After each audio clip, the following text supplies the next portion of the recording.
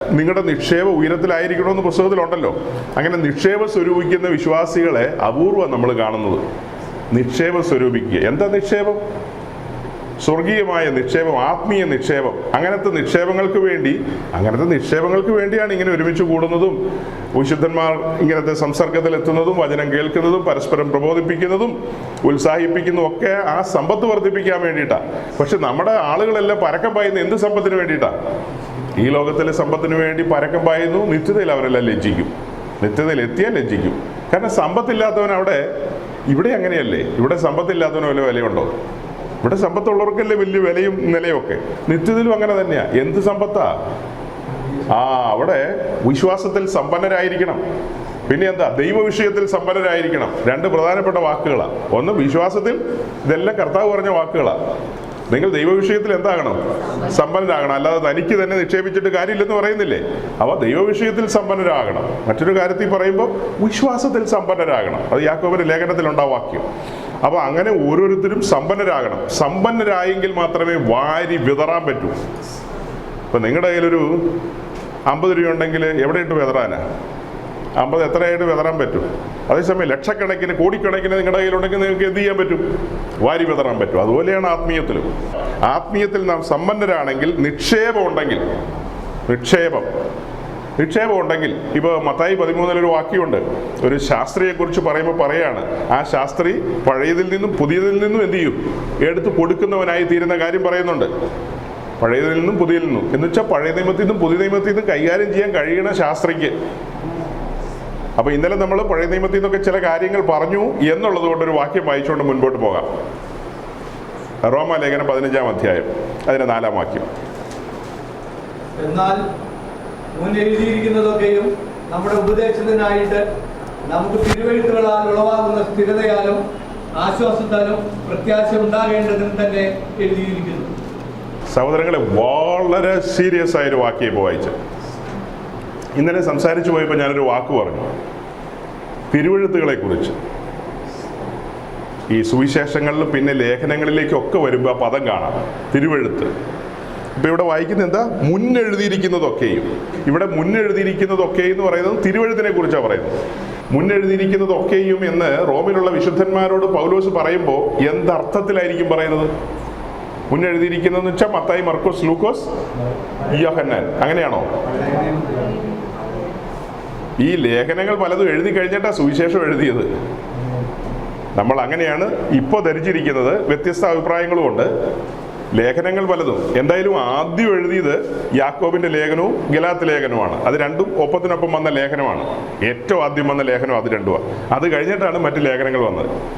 അപ്പോൾ റോമാലേഖനത്തിൽ പറയാണ്, മുന്നെഴുതിയിരിക്കുന്നതൊക്കെയും നമ്മുടെ ഉപദേശത്തിനായിട്ട് നമുക്ക് തിരുവെഴുത്തുകളാൽ ഉളവാകുന്ന സ്ഥിരതയാലും ആശ്വാസത്താലും പ്രത്യാശ ഉണ്ടാകേണ്ടതിന് തന്നെ എഴുതിയിരിക്കുന്നു.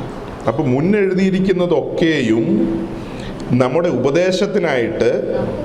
അപ്പോൾ ശ്രദ്ധിക്കണം, മുന്നെഴുതിയിരിക്കുന്ന ഒക്കെ എന്ന് പറഞ്ഞാൽ നമ്മുടെ കയ്യിലുള്ള ഈ 39 പുസ്തകങ്ങളും എന്തിനു വേണ്ടി തന്നിരിക്കുന്ന?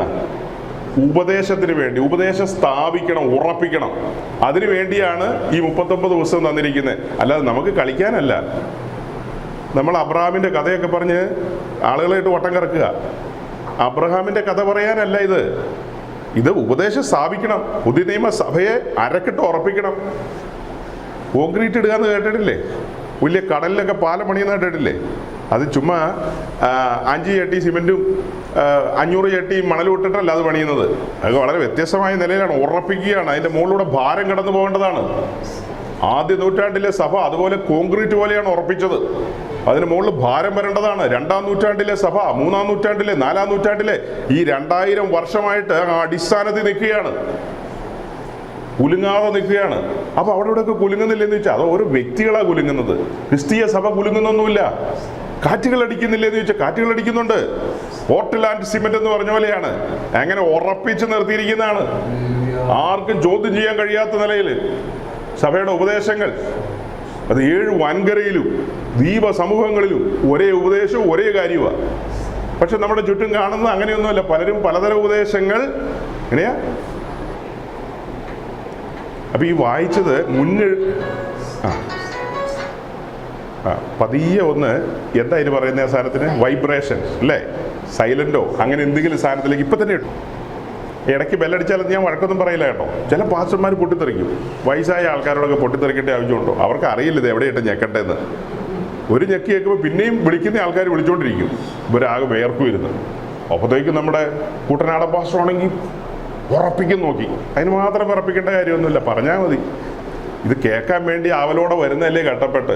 ചിലപ്പോൾ ഇതൊക്കെ ഓഫ് ചെയ്യാൻ എന്ത് ചെയ്യും, മറന്നു. പണ്ടത്തെ ഫാഷനാണ് അതൊക്കെ. വരുന്നവരെയൊക്കെ പേടിപ്പിച്ചിരുത്തുക എന്നൊക്കെ പറയുന്നു. ഈ ആൾക്കാർ വന്നില്ലെങ്കിൽ നിന്റെ കസരത്ത് നടക്കുമോ? കസേരയോട് പറയുമോ? അപ്പോൾ വരുന്ന ആൾക്കാർ പല തരത്തിലുള്ളവരാണ്, ബലഹീനരുണ്ട്. ഇടയ്ക്ക് കയറി പറഞ്ഞാൽ കേട്ടോ വിട്ടേക്കാം. അപ്പോൾ അങ്ങനെയൊക്കെ കേൾക്കുമ്പോൾ നമുക്ക് ഭയങ്കര ആവേശം കേട്ടോ. എല്ലാവരെയും പുള്ളി പേടിപ്പിക്കുകയാണ്, ഉറപ്പിക്കുകയാണെന്നൊക്കെ പറയാം. അത്ര വേറെ ഒന്നും ഉറപ്പിക്കണ്ട, വചനത്തിൽ ഉറപ്പിച്ചാൽ മതി. അല്ലാത്തതൊക്കെ പറഞ്ഞ് എന്തിനാണ് ഉറപ്പിക്കുന്നത്? നമുക്ക് വചനത്തിൻ്റെ ആഴങ്ങൾ വെളിപ്പെട്ട് കിട്ടണം. കോമഡി ഷോ അല്ല ഇത്. ഇത് ഉറപ്പിക്കണം, ഉറപ്പിക്കണം. കാറ്റുകൾ അടിക്കുകയാണ്, കൊടുങ്കാറ്റുകൾ അടിക്കുകയാണ് അവിടങ്ങളിൽ. ഇന്നലെ വരെ ശുശ്രൂഷയിൽ 30-40 കൊല്ലം നിന്ന് ഓടയിൽ പാസ്റ്റേഴ്സ് പറയാണ് സ്നാനം വേണ്ട. അങ്ങനെ ഓരോന്ന് പറഞ്ഞുകൊണ്ട് വരികയാണ് ഓരോരുത്തർ. യേശു ക്രിസ്തു ദൈവമല്ല, പിന്നെ എന്താ?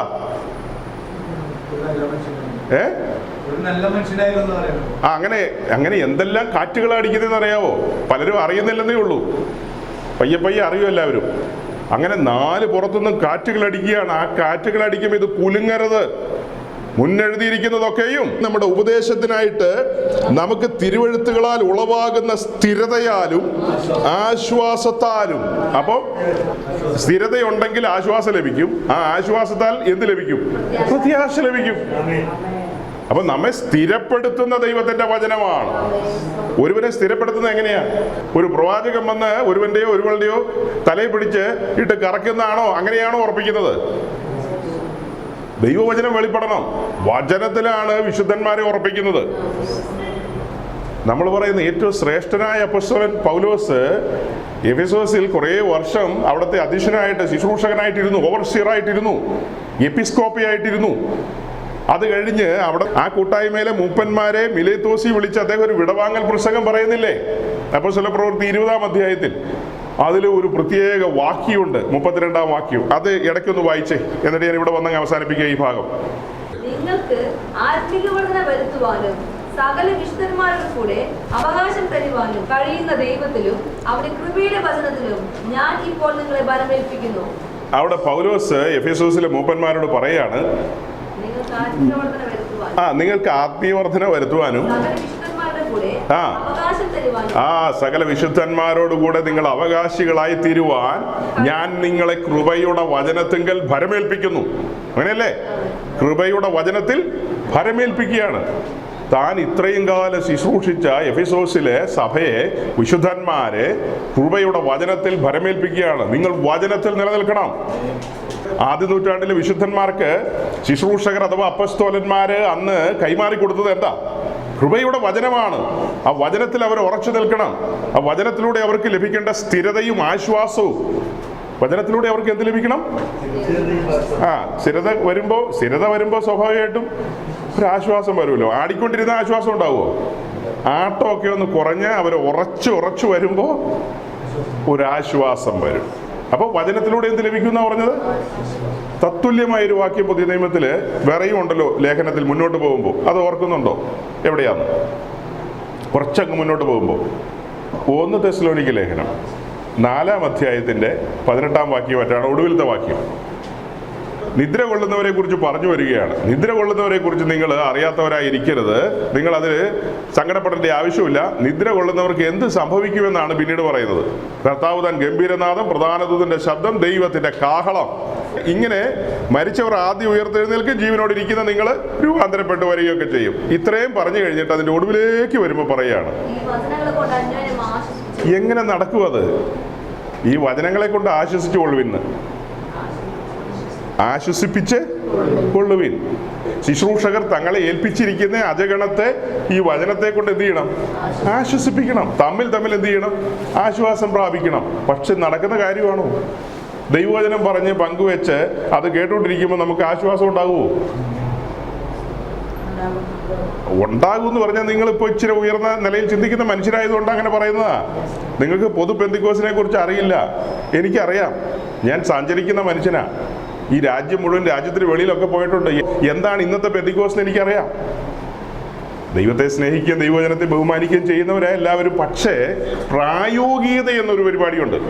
നമുക്കിങ്ങനെ പറയാം, പക്ഷെ അത് പ്രായോഗിക ജീവിതത്തിൽ ആരും എന്ത് ചെയ്യില്ല, ഏറ്റെടുക്കില്ല. ഇപ്പൊ റോമാലേഖനത്തിൽ നമ്മൾ വായിച്ചത് മുന്നെഴുതിയിരിക്കുന്നൊക്കെയും നമ്മുടെ ഉപദേശത്തിനായിട്ട് നമുക്ക് സ്ഥിരതയ്ക്കും ആശ്വാസത്തിനും, അടുത്ത വാക്ക് പ്രത്യാശ ഉളവാക്കും. പ്രത്യാശ നഷ്ടപ്പെട്ട തീർന്നു കേട്ടോ. ക്രിസ്തീയ ജീവിതത്തിൽ നമ്മുടെ ഫ്യൂവലാണ് വിശ്വാസവും പ്രത്യാശയും, ഇന്ധനമാണ്. വിശ്വാസത്തിൽ കുറവ് വന്നു കഴിഞ്ഞാൽ, പ്രത്യാശയിൽ കുറവ് വന്നു കഴിഞ്ഞാൽ പെട്ടെന്ന് ആള് ക്ഷീണിച്ചു പോയി എന്ന് പറഞ്ഞു കേട്ടിട്ടില്ലേ? കഴിഞ്ഞ മാസം വരെ കണ്ടപ്പോൾ പുള്ളി ഒരു 80 കിലോ ഉണ്ടായിരുന്നു. ഇപ്പോൾ അസ്ഥികൂടം പോലെയാ. എന്നാ പറ്റിയെന്ന് അറിയില്ല എന്നാ പറയുന്നത്. മൊത്തം കവിളൊക്കെ ഒട്ടി പല്ലും കണ്ണും ഒക്കെ പുറത്തു വന്നു.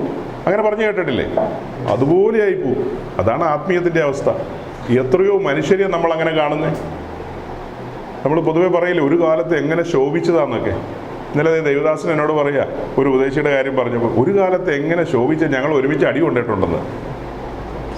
ഏതോ കാലത്ത് അടി കൊണ്ടു, പക്ഷെ പറഞ്ഞിട്ട് കാര്യമില്ല. ഇന്ന് വിതയ്ക്കുന്ന മുഴുവൻ കളയാ.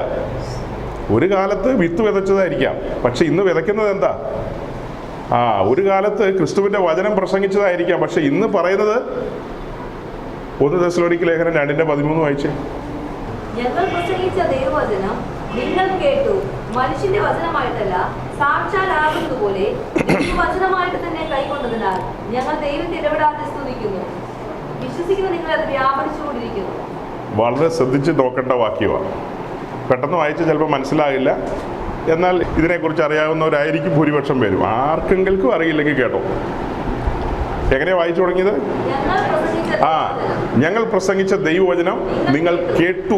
തെസ്സലോനിക്കരോട് പറയാണ്, ചില നാളുകൾക്ക് ശേഷം ഞങ്ങൾ 2ാം മിഷൻ യാത്രയിൽ അവിടെ കടന്നു വന്നപ്പോൾ ഞാനും സിലനോസും തിമത്തിയോസും ലൂക്കോസും ഒക്കെ ഉണ്ടായിരുന്നു ആ യാത്രയിൽ. അങ്ങനെ ഞങ്ങൾ അവിടെ കടന്നു വന്ന് കഷ്ടം സഹിച്ച് നിങ്ങളോട് സുവിശേഷം അറിയിച്ചു. ഞങ്ങൾ പ്രസംഗിച്ച ദൈവവചനം നിങ്ങൾ കേട്ടു. അവർ കേട്ടു.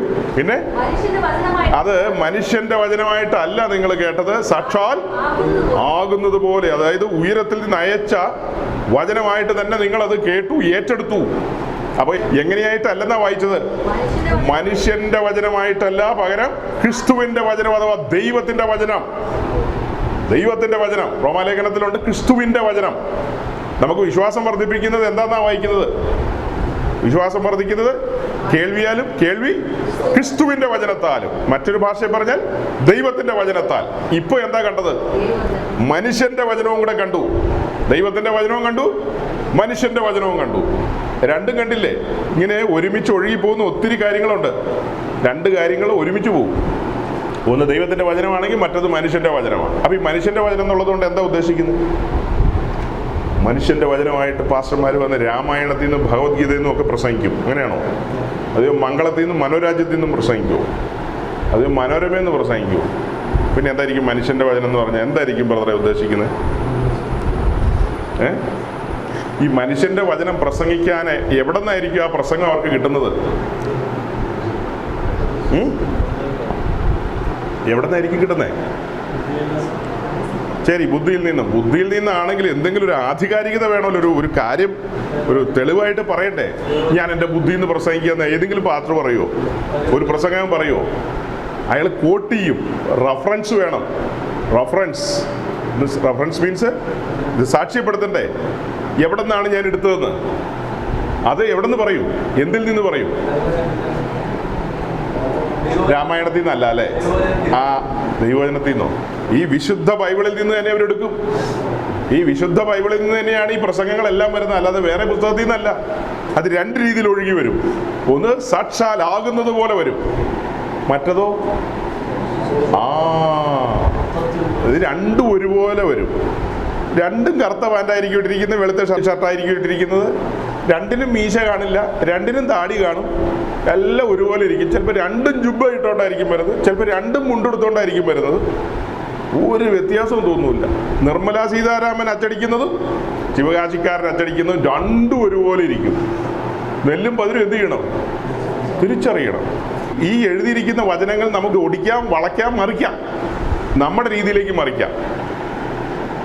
ഇപ്പോൾ അങ്ങനെ കുറേ പ്രസംഗങ്ങൾ എൻ്റെ കയ്യിലുണ്ട്. അതായത് ഷോർട്ട് മെസ്സേജുകൾ, അതായത് ചെറിയ ഭാഗങ്ങൾ, വാക്യങ്ങൾ വിശദീകരിക്കുന്നത്. പ്രസിദ്ധരായവരും പെന്തക്കോസിലുള്ളവരും പെന്തക്കോസിന് വെളിയിലുള്ളവരും വിസ്മയകരമായ രീതിയിലാണ്. അതെല്ലാമാണ് ഈ മനുഷ്യൻ്റെ വചനം എന്ന് പറയുന്നത്. അപ്പോൾ സഹോദരങ്ങളെ, വളരെ ജാഗ്രതയും സൂക്ഷ്മതയും ഉണ്ടായിരിക്കണമെന്നുള്ളതാണ് ഈ പറഞ്ഞു വരുന്നതിൻ്റെ സാരം. ഇന്നലെ ഞാൻ പഴയ നിയമത്തിൽ നിന്ന് സൂചിപ്പിച്ച കാര്യത്തെ ഒന്നുകൂടെ ഉറപ്പിക്കാൻ വേണ്ടിയാണ് റോമാലേഖനം തുറന്നു വെച്ചത്. 15-ാം അധ്യായത്തിലെ 4-ാം വാക്യം നിങ്ങളുടെ മുമ്പിൽ കൊണ്ടുവന്നില്ലേ? അതിന് സപ്പോർട്ടായിട്ട് അപ്പോസ്തല പ്രവൃത്തി 20-ാം അധ്യായത്തിന്റെ 32-ാം വാക്യം കൂടെ ചേർത്ത് വെച്ചു. എത്ര വാക്യങ്ങളാണ് ഇനി കൊണ്ടുവരാനുള്ളത്? 2 വാക്യമല്ലോ. ഈ 2 വാക്യത്തിലൂടെ നമ്മുടെ മുമ്പിൽ തുറന്നു കിട്ടിയ കാര്യം വേണമെങ്കിൽ ഒരു വാക്യം കൊണ്ട് എടുത്തേക്കാം. 2 തിമോഥെയോസിന്റെ ലേഖനം 3-ാം അധ്യായം അതിന്റെ അവസാനത്തെ 2 വാക്യമാണ്. ദൈവത്തിന്റെ മനുഷ്യൻ സകല സൽപ്രവൃത്തിക്കും വക പ്രാപിച്ച് തികഞ്ഞവനാകേണ്ടതിന് ഉപദേശത്തിനും ശാസ്ത്രത്തിനും ഗുണീകരണത്തിനും നീതിയിലെ അഭ്യാസത്തിനും പ്രയോജനമുള്ളതാകുന്നു. 16-ഉം 17-ഉം വാക്യങ്ങളാണ് ഇപ്പോൾ വായിച്ചത്. എന്നാൽ അതിന് തൊട്ട് മുമ്പ് 15-ാം വാക്യത്തിൽ എന്താ എഴുതിയിരിക്കുന്നത്?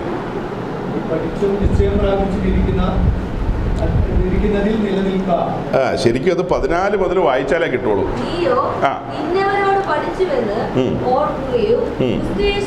വിശ്വാസത്താൽ നിന്നെ രക്ഷയ്ക്ക് ജ്ഞാനിയാക്കുവാൻ മതിയായ തിരുവെഴുത്തുകളെ ബാല്യം മുതൽ അറിയുകയും ചെയ്തുകൊണ്ട്. നിക്കട്ടെ. അപ്പൊ ആ വാക്യം എങ്ങനെ തുടങ്ങി വെക്കുന്നതെന്ന് അറിയാവോ? നീയോ ഇന്നവരോട് പഠിച്ചു. തിമോഥെയോസ് ആരോടൊക്കെയോ പഠിച്ചിട്ടുണ്ട്. എന്തായിരിക്കും പഠിച്ചത്? എവിടെ നിന്നായിരിക്കും പഠിച്ചത്? തിമോഥെയോസിനോട് ഈ കാര്യം പൗലോസ് പറയുമ്പോൾ തിമോഥെയോസിന്റെ ബാല്യം മുതൽ പൗലോസിനെ കണ്ടുമുട്ടുന്നത് വരെയുള്ള കാര്യമല്ലേ അത് വരുന്നത്? അങ്ങനെയല്ലേ? തിമോഥെയോസിന്റെ ബാല്യം മുതൽ യൗവനത്തിൽ, അതായത് പൗലോസിനെ കണ്ടുമുട്ടുന്ന ആ സമയം വരെയുള്ള കാര്യമാണ് പറയുന്നത്. നീയോ ഇന്നവരോട് പഠിച്ചു എന്ന് ഓർക്കുകയും. തിമോഥെയോസ് ആരോടാ പഠിച്ചത്? തൻ്റെ അമ്മയോടും വല്യമ്മയോടും അമ്മൂമ്മയോടും. തിമോഥെയോസ് തൻ്റെ അമ്മയോടും അമ്മൂമ്മയോടുമാണ് പഠിച്ചത്. തിമോഥെയോസിന്റെ അമ്മയും വല്യമ്മയും ഈ മകനെയും അഥവാ കൊച്ചുമകനെ പഠിപ്പിക്കാൻ, ധരിപ്പിക്കാൻ പ്രാപ്തരായിരുന്നു. അവർക്കതിൽ ഉത്സാഹം ഉണ്ടായിരുന്നു. അവരെവിടെന്നാ പഠിപ്പിച്ചെന്നാ വായിച്ചത്?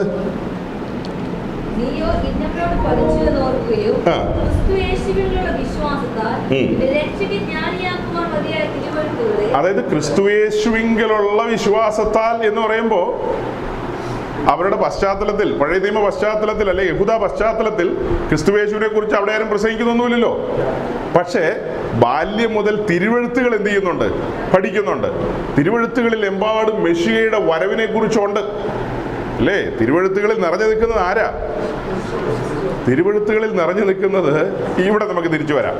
യോഹന്നാൻ 5:39-40. നിങ്ങൾ തിരുവെഴുത്തുകളെ ശോധന ചെയ്യുന്നു, അവയിൽ നിങ്ങൾക്ക് നിത്യജീവൻ ഉണ്ട് എന്ന് നിങ്ങൾ നിരൂപിക്കുന്നുവല്ലോ. അവ എനിക്കും സാക്ഷ്യം പറയുന്നു. എങ്കിലും ജീവൻ പ്രാപിക്കുന്നതിന് എന്റെ അടുക്കൽ വരുവാൻ നിങ്ങൾക്ക് മനസ്സില്ല. എങ്ങനെയാ അത് തുടങ്ങുന്നത്? നിങ്ങൾ തിരുവെഴുത്തുകളെ ശോധന, അതായത് തന്റെ അടുക്കൽ വന്ന യഹൂദന്മാരോട് പറയാണ്, നിങ്ങൾ തിരുവെഴുത്തുകളെ ശോധന ചെയ്യുന്നു, അവയിൽ നിങ്ങൾക്ക് നിത്യജീവൻ ഉണ്ട് എന്ന്. അതായത് അവരുടെ ഒരു ചിന്തയാണ് അവരുടെ കയ്യിലിരിക്കുന്ന തിരുവെഴുത്തിൽ നിത്യജീവൻ ഉണ്ടെന്ന്. അത് അവരെ നിരൂപിക്കുന്നുണ്ട്. എന്നിട്ട് അപ്പൊ ഈ തിരുവെഴുത്ത് ആർക്കാ സാക്ഷ്യം പറയുന്നത്? അല്ലെ തിരുവെഴുത്ത് വിരൽ ചൂണ്ടുന്ന ആരുടെ നേരെയാ? യേശു ക്രിസ്തുവിങ്കിലേക്കാണ് തിരുവെഴുത്ത് വിരൽ ചൂണ്ടുന്നത്. ഈ തിരുവെഴുത്ത് എന്ന് പറയുന്ന, നമ്മളെന്ന് പറയുന്ന 39 പുസ്തകവും ആരെ കുറിച്ചാ പറയുന്നത്? യേശു ക്രിസ്തുവിനെ കുറിച്ച്. അവ എനിക്ക് സാക്ഷ്യം പറയുന്നു. എന്നിട്ട് അതൊക്കെ കാര്യമൊക്കെ ശരിയാണ്. പക്ഷെ നിങ്ങൾക്ക് ജീവൻ പ്രാപിക്കണമെങ്കിൽ എൻ്റെ അടുക്കൽ വരണം. എവിടെ വരണം? പാളയത്തിന് വെളിയിൽ വരണം, ഗോൽഗോഥായിൽ വരണം. പാളയത്തിന് വെളിയിൽ, അവിടെയാണ് കാൽവറിയിലെ ക്രൂശ് നാട്ടിയിരിക്കുന്നത്. ക്രൂശിങ്കിലൂടെ അല്ലാതൊരു വിമോചനമില്ല. നിത്യജീവൻ പ്രാപിക്കണമോ? ക്രൂശിന്റെ അടുക്കൽ വരണം. നിങ്ങൾ എൻ്റെ അടുക്കൽ വരിക. യോഹന്നാന്റെ സുവിശേഷത്തിലേക്ക് പോകണമെന്നാണ് ഞാൻ ആഗ്രഹിക്കുന്നത്. യോഹന്നാന്റെ സുവിശേഷത്തിലെ ചില പ്രത്യേകതകളുണ്ട്. അതായത് എൻ്റെ അടുക്കൽ വരിക, എന്നിൽ വിശ്വസിക്കുക, എന്നിൽ നിന്ന് കേൾക്കുക, ഇങ്ങനെയൊക്കെയുള്ള പദപ്രയോഗം കൂടുതലുള്ളൊരു പുസ്തകമാണ് യോഹന്നാന്റെ സുവിശേഷം. ഇവിടെ എന്താണ് നമ്മൾ വായിച്ചത്? നിങ്ങൾ എൻ്റെ അടുക്കൽ വരിക. നമ്മളിതിങ്ങനെ പ്രസംഗിക്കുകയും കേൾക്കുകയൊക്കെ ചെയ്യുമ്പോൾ വളരെ കാലങ്ങളായിട്ട് ക്രിസ്തീയ വിശ്വാസത്തിൽ പോകുന്ന നമ്മൾ, അല്ലെങ്കിൽ ഇവിടെ ഇരിക്കുന്ന പലരും ക്രിസ്തീയ സമൂഹത്തിൽ ജനിച്ചു വളർത്തപ്പെട്ടവരായിരിക്കും. അതുകൊണ്ട് നമുക്കിതിൻ്റെ ഒന്നും ഗൗരവം പിടികിട്ടില്ല. ഇതിൻ്റെ ഗൗരവം പിടികിട്ടണമെങ്കിൽ യഹൂദ പശ്ചാത്തലം മനസ്സിലാക്കണം. യഹൂദ പശ്ചാത്തലം എന്ന് പറഞ്ഞു കഴിഞ്ഞാൽ അവർ കുറച്ച് ആഢ്യതയുള്ള ആൾക്കാരാണ്. ഭയങ്കര കനശാലിത്വം ചിന്തിക്കുന്ന പാർട്ടികളാണ്. അവർ വലിയ പാരമ്പര്യവും വലിയ പുകഴ്പെറ്റ ആൾക്കാരെന്നുള്ളൊരു തലക്കനമൊക്കെയുള്ള പാർട്ടികളാണ്. നോക്കണം, അവരവരുടെ പ്രമാണത്തിൽ എരിവുള്ളവരുവാ. അങ്ങനെ ഇരിക്കുമ്പോൾ ഒരുവൻ വന്ന് അവർ അറിഞ്ഞതായ, അല്ലെങ്കിൽ അവർ അറിഞ്ഞ സൈന്യങ്ങളുടെ ദൈവമായ യഹോവ ആത്മാവായ ദൈവത്തെക്കുറിച്ചൊരു ബോധ്യമുള്ളവരാണ് ഇസ്രായേലിയർ അഥവാ യഹൂദന്മാർ. ഇപ്പോൾ ഒരാൾ വന്ന് സംസാരിക്കുമ്പോൾ താൻ ദൈവത്തോട് സമനാക്കി സംസാരിക്കുന്നു. അതവർക്ക് ഒരിക്കലും എന്ത് ചെയ്യാൻ പറ്റില്ല, ഉൾക്കൊള്ളാൻ പറ്റില്ല. അവർക്ക് ഉൾക്കൊള്ളാൻ പറ്റുമോ? അപ്പോൾ ക്രിസ്തുവിൻ്റെ അടുക്കിലേക്ക് വരിക എന്ന് പറയുന്നത് അത്ര എളുപ്പമല്ല. ഈ പറയുന്ന സമയത്ത് കർത്താവിൻ്റെ ക്രൂശുമരണം സംഭവിച്ചിട്ടില്ല. ഇപ്പം തന്നോട് അടുക്കുന്നത് അവിടുത്തെ ഏറ്റവും വലിയ സൻഹദ്രി സംഘത്തിലെ ആൾക്കാരും, അല്ലെങ്കിൽ മഹാപുരോഹിത സംഘത്തിലെ ആൾക്കാരും, പിന്നെ അവിടുത്തെ ഏറ്റവും കോടീശ്വരന്മാരും കേമന്മാരുമാണോ യേശുവിൻ്റെ അടുക്ക് വന്നിരിക്കുന്നത്? സാധാരണക്കാരായ മനുഷ്യർ, ചുങ്കക്കാർ, പാപിനികൾ, വിനിയന്ത മുക്കുവര്, അതുപോലെ സമൂഹത്തിലെ പാർശ്വവൽക്കരിക്കപ്പെട്ട ആൾക്കാർ, അങ്ങനെയുള്ള ആളുകളൊക്കെയാണ് ഏറിയ പങ്കും തന്നോട് ചേർന്ന് സഞ്ചരിക്കുന്നത്. തൻ്റെ പശ്ചാത്തലമോ ഒരു ആശാരി കുടുംബത്തിലെ പശ്ചാത്തലവും അതും വലിയ പശ്ചാത്തലമാണോ? അപ്പോൾ അങ്ങനത്തെ സാഹചര്യത്തിൽ യേശുക്രിസ്തുവിനോട് ചേർന്ന് നടക്കാനായിട്ട് ആളുകൾ ഓടിച്ചാടി വരുമോ? ഒരിക്കലും വരില്ല. ഇപ്പൊ ഈ ഇരിങ്ങാലക്കുട എന്ന് പറയുന്ന ഈ സ്ഥലത്ത് അതിന്റെ സെൻട്രലിലേക്ക് വരുമ്പോൾ അവിടുത്തെ കത്തോലിക്ക പള്ളിയൊക്കെ കണ്ടു കഴിഞ്ഞാൽ എൻ്റെ ദൈവമേ എന്ത് മനോഹരമാണ്. ആമ്പരചൊമ്പിയായ വലിയ പള്ളിയൊക്കെ, അങ്ങനത്തെ വലിയ പള്ളിയിലൊക്കെ കുർബാനയും നൊവേനയും ഒക്കെ നടത്തിക്കൊണ്ടിരിക്കുന്ന, അല്ലെങ്കിൽ അനുഭവിച്ചുകൊണ്ടിരിക്കുന്ന ആളുകൾ പെട്ടെന്ന് ഇതുപോലൊരു ഇടുങ്ങി മുറിക്കകത്ത് കുറച്ച് ആൾക്കാരുടെ കൂട്ടത്തിൽ വന്ന് കുത്തിപ്പിടിച്ചിരിക്കാനായിട്ട് അങ്ങനെ ഓടിക്കതിച്ച് വരുമോ? അങ്ങനെ എല്ലാവരും ഓടിക്കതിച്ച് ഇവിടെ കയറി വന്നിരിക്കില്ല. ഇനി ഇവിടെ കയറി വന്ന് ഇരുന്നിട്ട് പുറത്തേക്ക് ഇറങ്ങുന്നത് ഇവിടെയുള്ള ഏതെങ്കിലും ആഠ്യത്യമുള്ള മതിലേക്കെളുത്തെ ആരെങ്കിലും കാണുവാണെങ്കിൽ അവർ പിന്നെ ജീവിച്ചിട്ട് കാര്യമുണ്ടോ? അയ്യോ, ഈ ആൾക്കാരുടെ കൂട്ടത്തിൽ പോയോ നീ എന്ന് ചോദിക്കില്ലേ? എന്നോടൊരിക്കൽ ചോദിച്ചതാ, നീയും പോയോ ആ കൂട്ടത്തിൽ? നിനക്കൊക്കെ സുബോധം ഉണ്ടെന്ന് വിചാരിച്ചതാണ്. എന്ത് സുബോധം? ഇപ്പോഴാണ് സുബോധം വെച്ചത്. പണ്ടൊരു സുബോധം ഇല്ലായിരുന്നു. അവർ വിചാരിക്കുന്നത് എന്താ, പണ്ട് എനിക്ക് സുബോധം ഉണ്ടായിരുന്നെന്ന്. ഇപ്പൊ നീ ഈ എളിയവരുടെ കൂട്ടത്തിലൊക്കെ പോയെന്ന് ചോദിക്കുന്നത്. എന്ന് വെച്ചാൽ ഞാൻ കോടീശ്വരനാണോ, അല്ലെങ്കിൽ ഞാൻ എന്നെ വലിയ ബാബ അറ്റോമിക് റിസർച്ച് സെന്ററിലെ സയന്റിസ്റ്റ് ഒന്നും അല്ലല്ലോ, സാധാരണ മനുഷ്യനല്ലേ. എന്നാലും ഒരു പുച്ഛം കലർന്ന സ്വരത്തിൽ ഈ പറയുന്ന ആൾക്കാർ, നീ അവരുടെ കൂട്ടത്തിൽ പോയെന്ന്.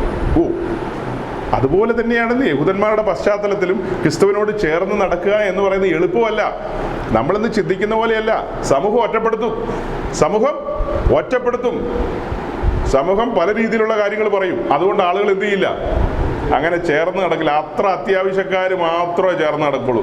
എന്നെക്കുറിച്ച് നാട്ടുകാരൊക്കെ എന്താ പറയുന്നതെന്ന് ചോദിച്ചപ്പോൾ പലരും പലതും പറയുന്നുണ്ട്. നിങ്ങൾ എന്നെക്കുറിച്ച് എന്ത് പറയുന്നു എന്ന് ചോദിച്ചപ്പോൾ പുള്ളി ചാടി എന്താ പറഞ്ഞത്? നീ വന്ധ്യനായവന്റെ പുത്രനായ മെസ്സിഹയാകുന്നു, നീ ജീവനുള്ള ദൈവത്തിന്റെ പുത്രൻ. വെളിപ്പാടാണത്. ഇപ്പൊ വെളിപ്പാട് പ്രാപിച്ചവരൊക്കെ ചേർന്ന് നടക്കാൻ പറ്റുള്ളൂ, അല്ലാത്തവർ അകലം വിട്ട് നടക്കും.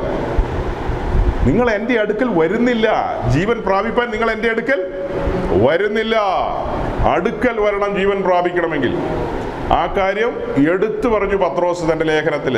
1 പത്രോസ് 2-ാം അധ്യായത്തിലുണ്ട്. അത്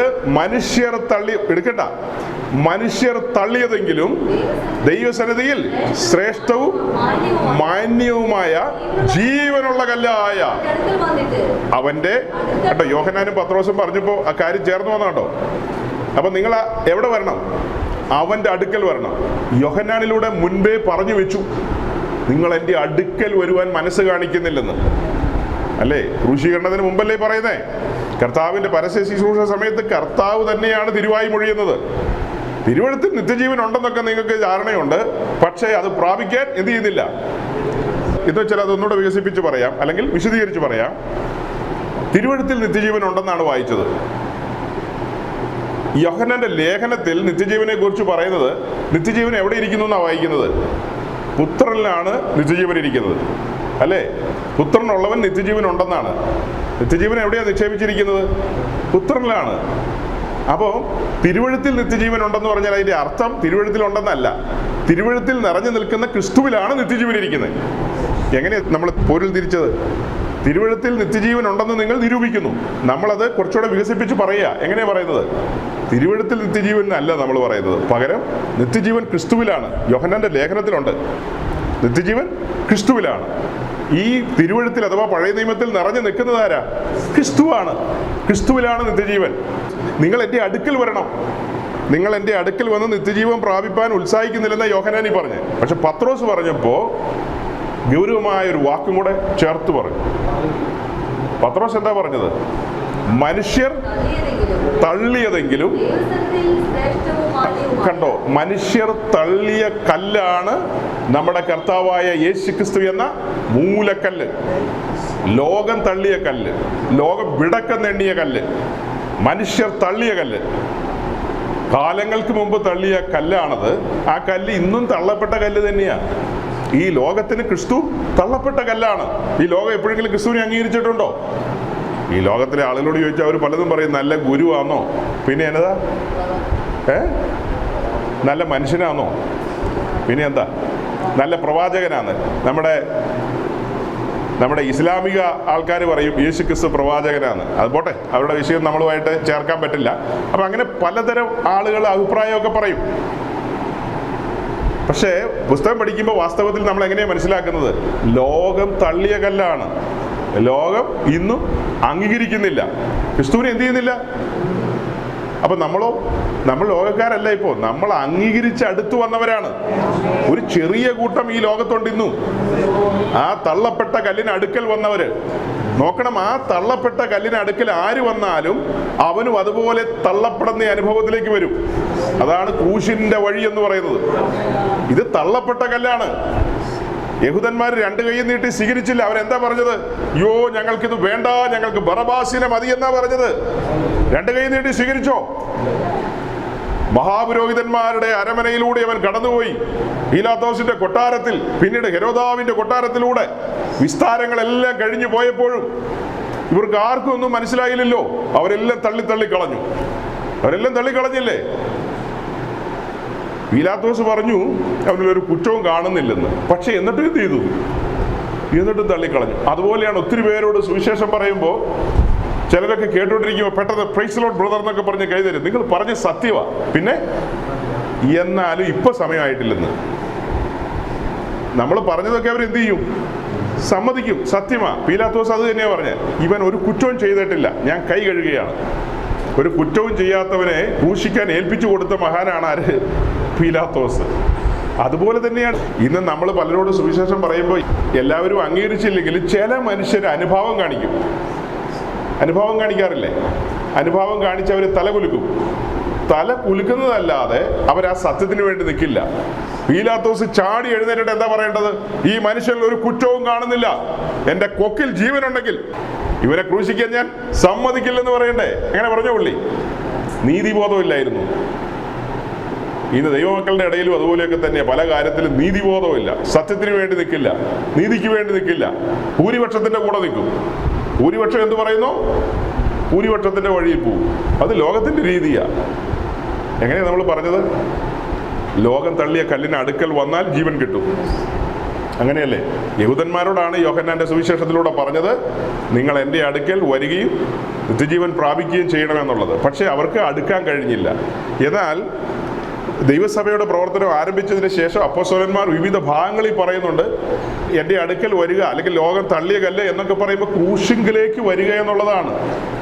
ക്രൂശ് യഹൂദന്മാരെ സംബന്ധിച്ച് ആ കാലഘട്ടത്തിൽ അത് ഒരു ശാപത്തിന്റെ ഇടമാണ്, അല്ലേ?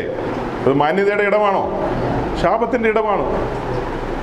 സാധാരണ അവർ ക്രൂശിക്കുന്നത് പെരുവഴിയുടെ സൈഡിലായിരിക്കും, അതായത് ഹൈവേയുടെ സൈഡിൽ. അതെന്തിനാ? ഈ സൗദിയിലൊക്കെ അങ്ങനെയല്ലേ? ഈ ആളുകളെ പരസ്യമായിട്ട് വഴി കൊണ്ടുവന്ന് വെട്ടിക്കൊല്ലുന്ന എന്തിനാ? അല്ല, കഴുത്ത് വെട്ടുന്ന എന്തിനാ? കഴുത്ത് വെട്ടുന്നത് എല്ലാവരും കാണാനും നാളെ ആരും ചെയ്യാതിരിക്കാനും വേണ്ടിയല്ലേ? അതുപോലെ തന്നെ പുരാതന കാലത്ത് ഈ ക്രൂശീകരണം നടക്കുന്നതെല്ലാം വഴി സൈഡിൽ കൊണ്ടുവന്നാണ്. അങ്ങനെ വഴി സൈഡിൽ നിർത്തി ക്രൂശിക്കും. അങ്ങനെ ക്രൂശിക്കുമ്പോൾ അതെല്ലാവർക്കും കാഴ്ചയ്ക്ക് വേണ്ടിയിട്ടാണ് അങ്ങനെ ചെയ്യുന്നത്. അതുപോലെ നമ്മുടെ കർത്താവിനെയും ആ നിലയിൽ തന്നെ പരസ്യമായി അവൻ അപമാനിക്കപ്പെട്ടു.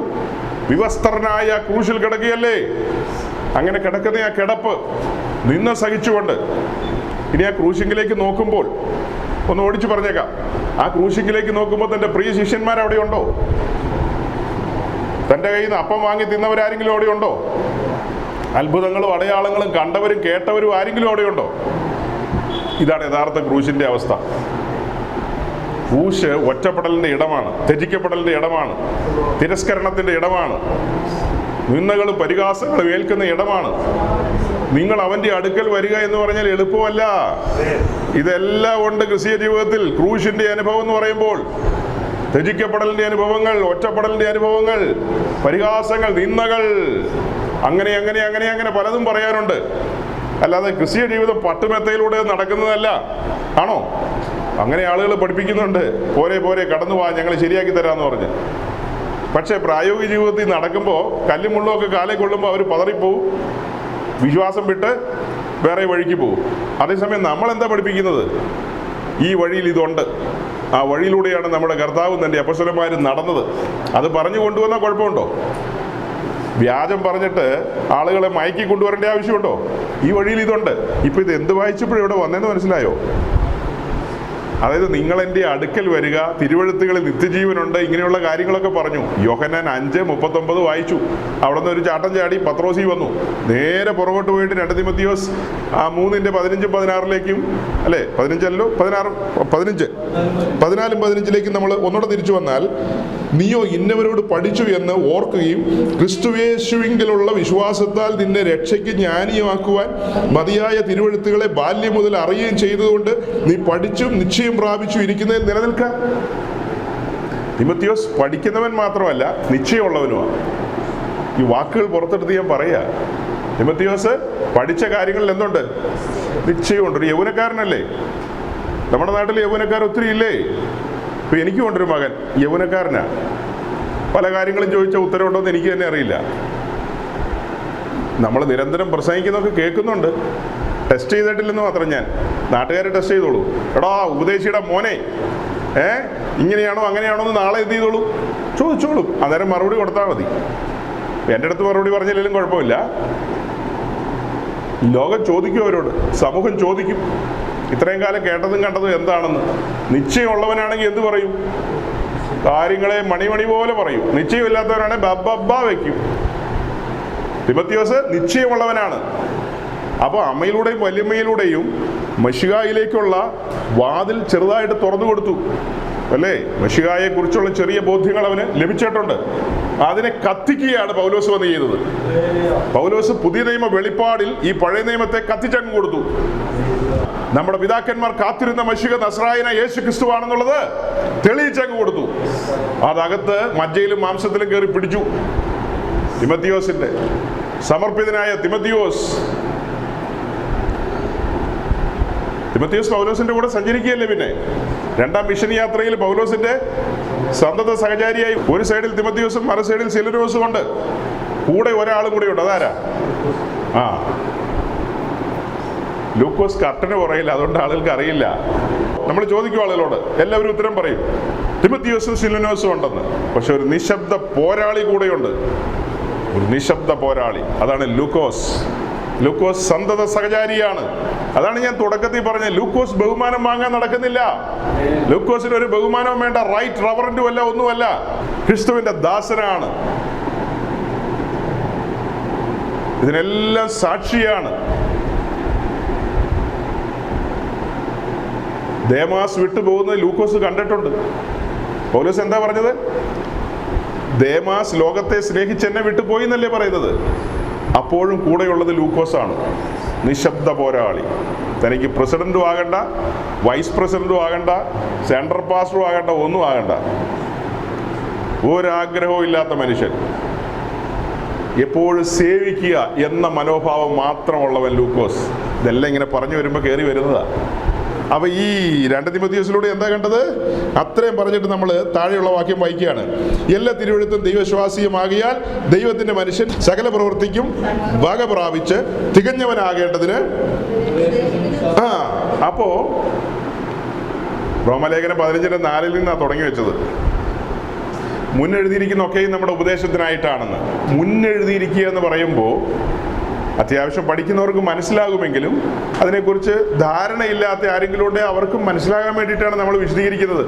മുന്നേ എഴുതിയിരിക്കുന്നതെന്ന് പറയുന്നത് പഴയ നിയമ പുസ്തകങ്ങളെയാണ്. അവിടെ എഴുതിയിരിക്കുന്ന കാര്യങ്ങളെല്ലാം നമ്മുടെ ഉപദേശത്തിനായിട്ടാണ്. ഉപദേശം സ്ഥാപിക്കപ്പെടണം, അതിനു വേണ്ടിയിട്ടാണ്. അതുകൊണ്ടാണ് നമ്മൾ 39 പുസ്തകം കൊണ്ടു നടക്കുന്നത്. ഈ 39 പുസ്തകത്തിൻ്റെ ഗൗരവം മനസ്സിലായില്ലേ? പല കാര്യങ്ങളും നമുക്ക് സ്ഥാപിക്കണമെങ്കിൽ പഴയ നിയമ പുസ്തകങ്ങൾ വേണം. അല്ലാതെ പുതിയ നിയമത്തിൽ നിന്ന് മാത്രം കാര്യങ്ങളെ സ്ഥാപിക്കാൻ കഴിയില്ല. 100 കാര്യങ്ങൾ പറയാനുണ്ട്. 100 കാര്യങ്ങൾ പറയാനുണ്ട്. അതായത് ഫിലിപ്പ് ലേഖനത്തിലെ ഒരു വാക്യമാണ്, നിങ്ങൾ വക്രതയും കോട്ടമുള്ള തലമുറയുടെ നടുവിൽ ജ്യോതിസുകളെ പോലെ എന്ത് ചെയ്യണം. അങ്ങനെ പറഞ്ഞാൽ എന്തുത്തരം പറയും നമ്മൾ? അതിൻ്റെ വിശദീകരണം എങ്ങനെ കൊടുക്കും? കർത്താവ് പറഞ്ഞു നിങ്ങൾ ലോകത്തിന്റെ വെളിച്ചമാകുന്നു എന്ന്. അതുകൊണ്ട് നമ്മൾ എന്ത് ചെയ്യണം? വെളിച്ചം കൊടുക്കണം. അത്രയും പറഞ്ഞ പരിപാടി തീരുവോ? കർത്താവ് പറഞ്ഞു തന്റെ ജനത്തോട്, സഭയോട് പറഞ്ഞു. എന്താ പറയുന്നത്? നിങ്ങൾ ലോകത്തിന്റെ, അതിനു മുമ്പ് എന്താ പറഞ്ഞത്? ഞാൻ ലോകത്തിന്റെ വെളിച്ചമാകുന്നു എന്ന്. അങ്ങനെ പറഞ്ഞിട്ടുണ്ട്.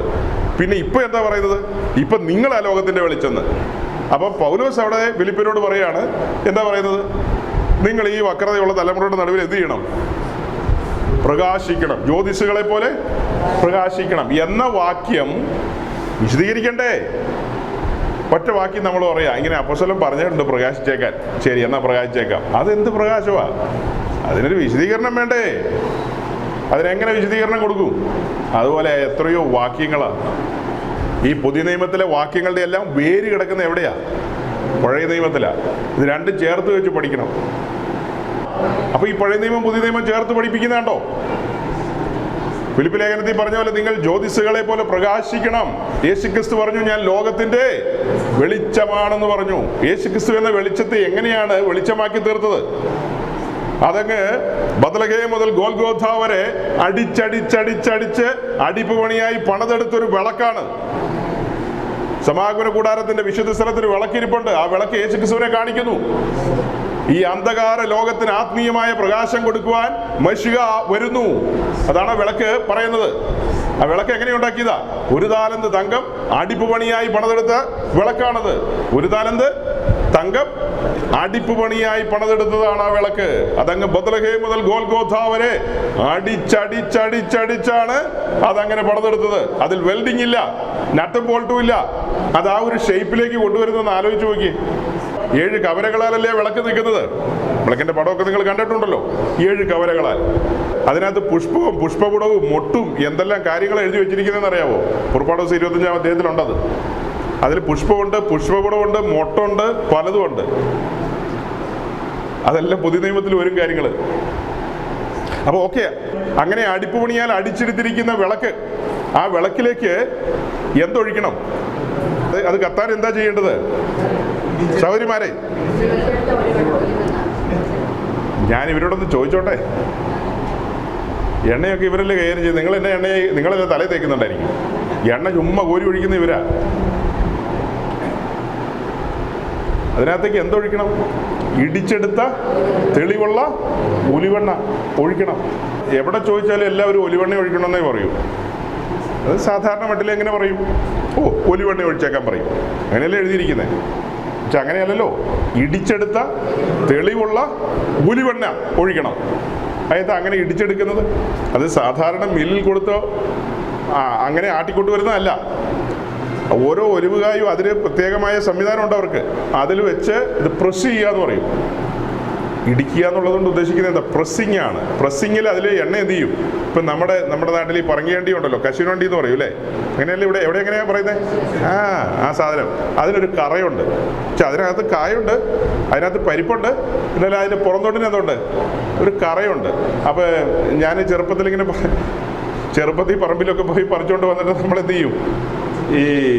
എന്നെ അടുപ്പിലിട്ട് ചൂടും. പണ്ട് അടുപ്പുണ്ടായിരുന്നു കേട്ടോ നമുക്ക്. സ്റ്റൗവൊക്കെ ഇപ്പോൾ മേടിച്ചതാ.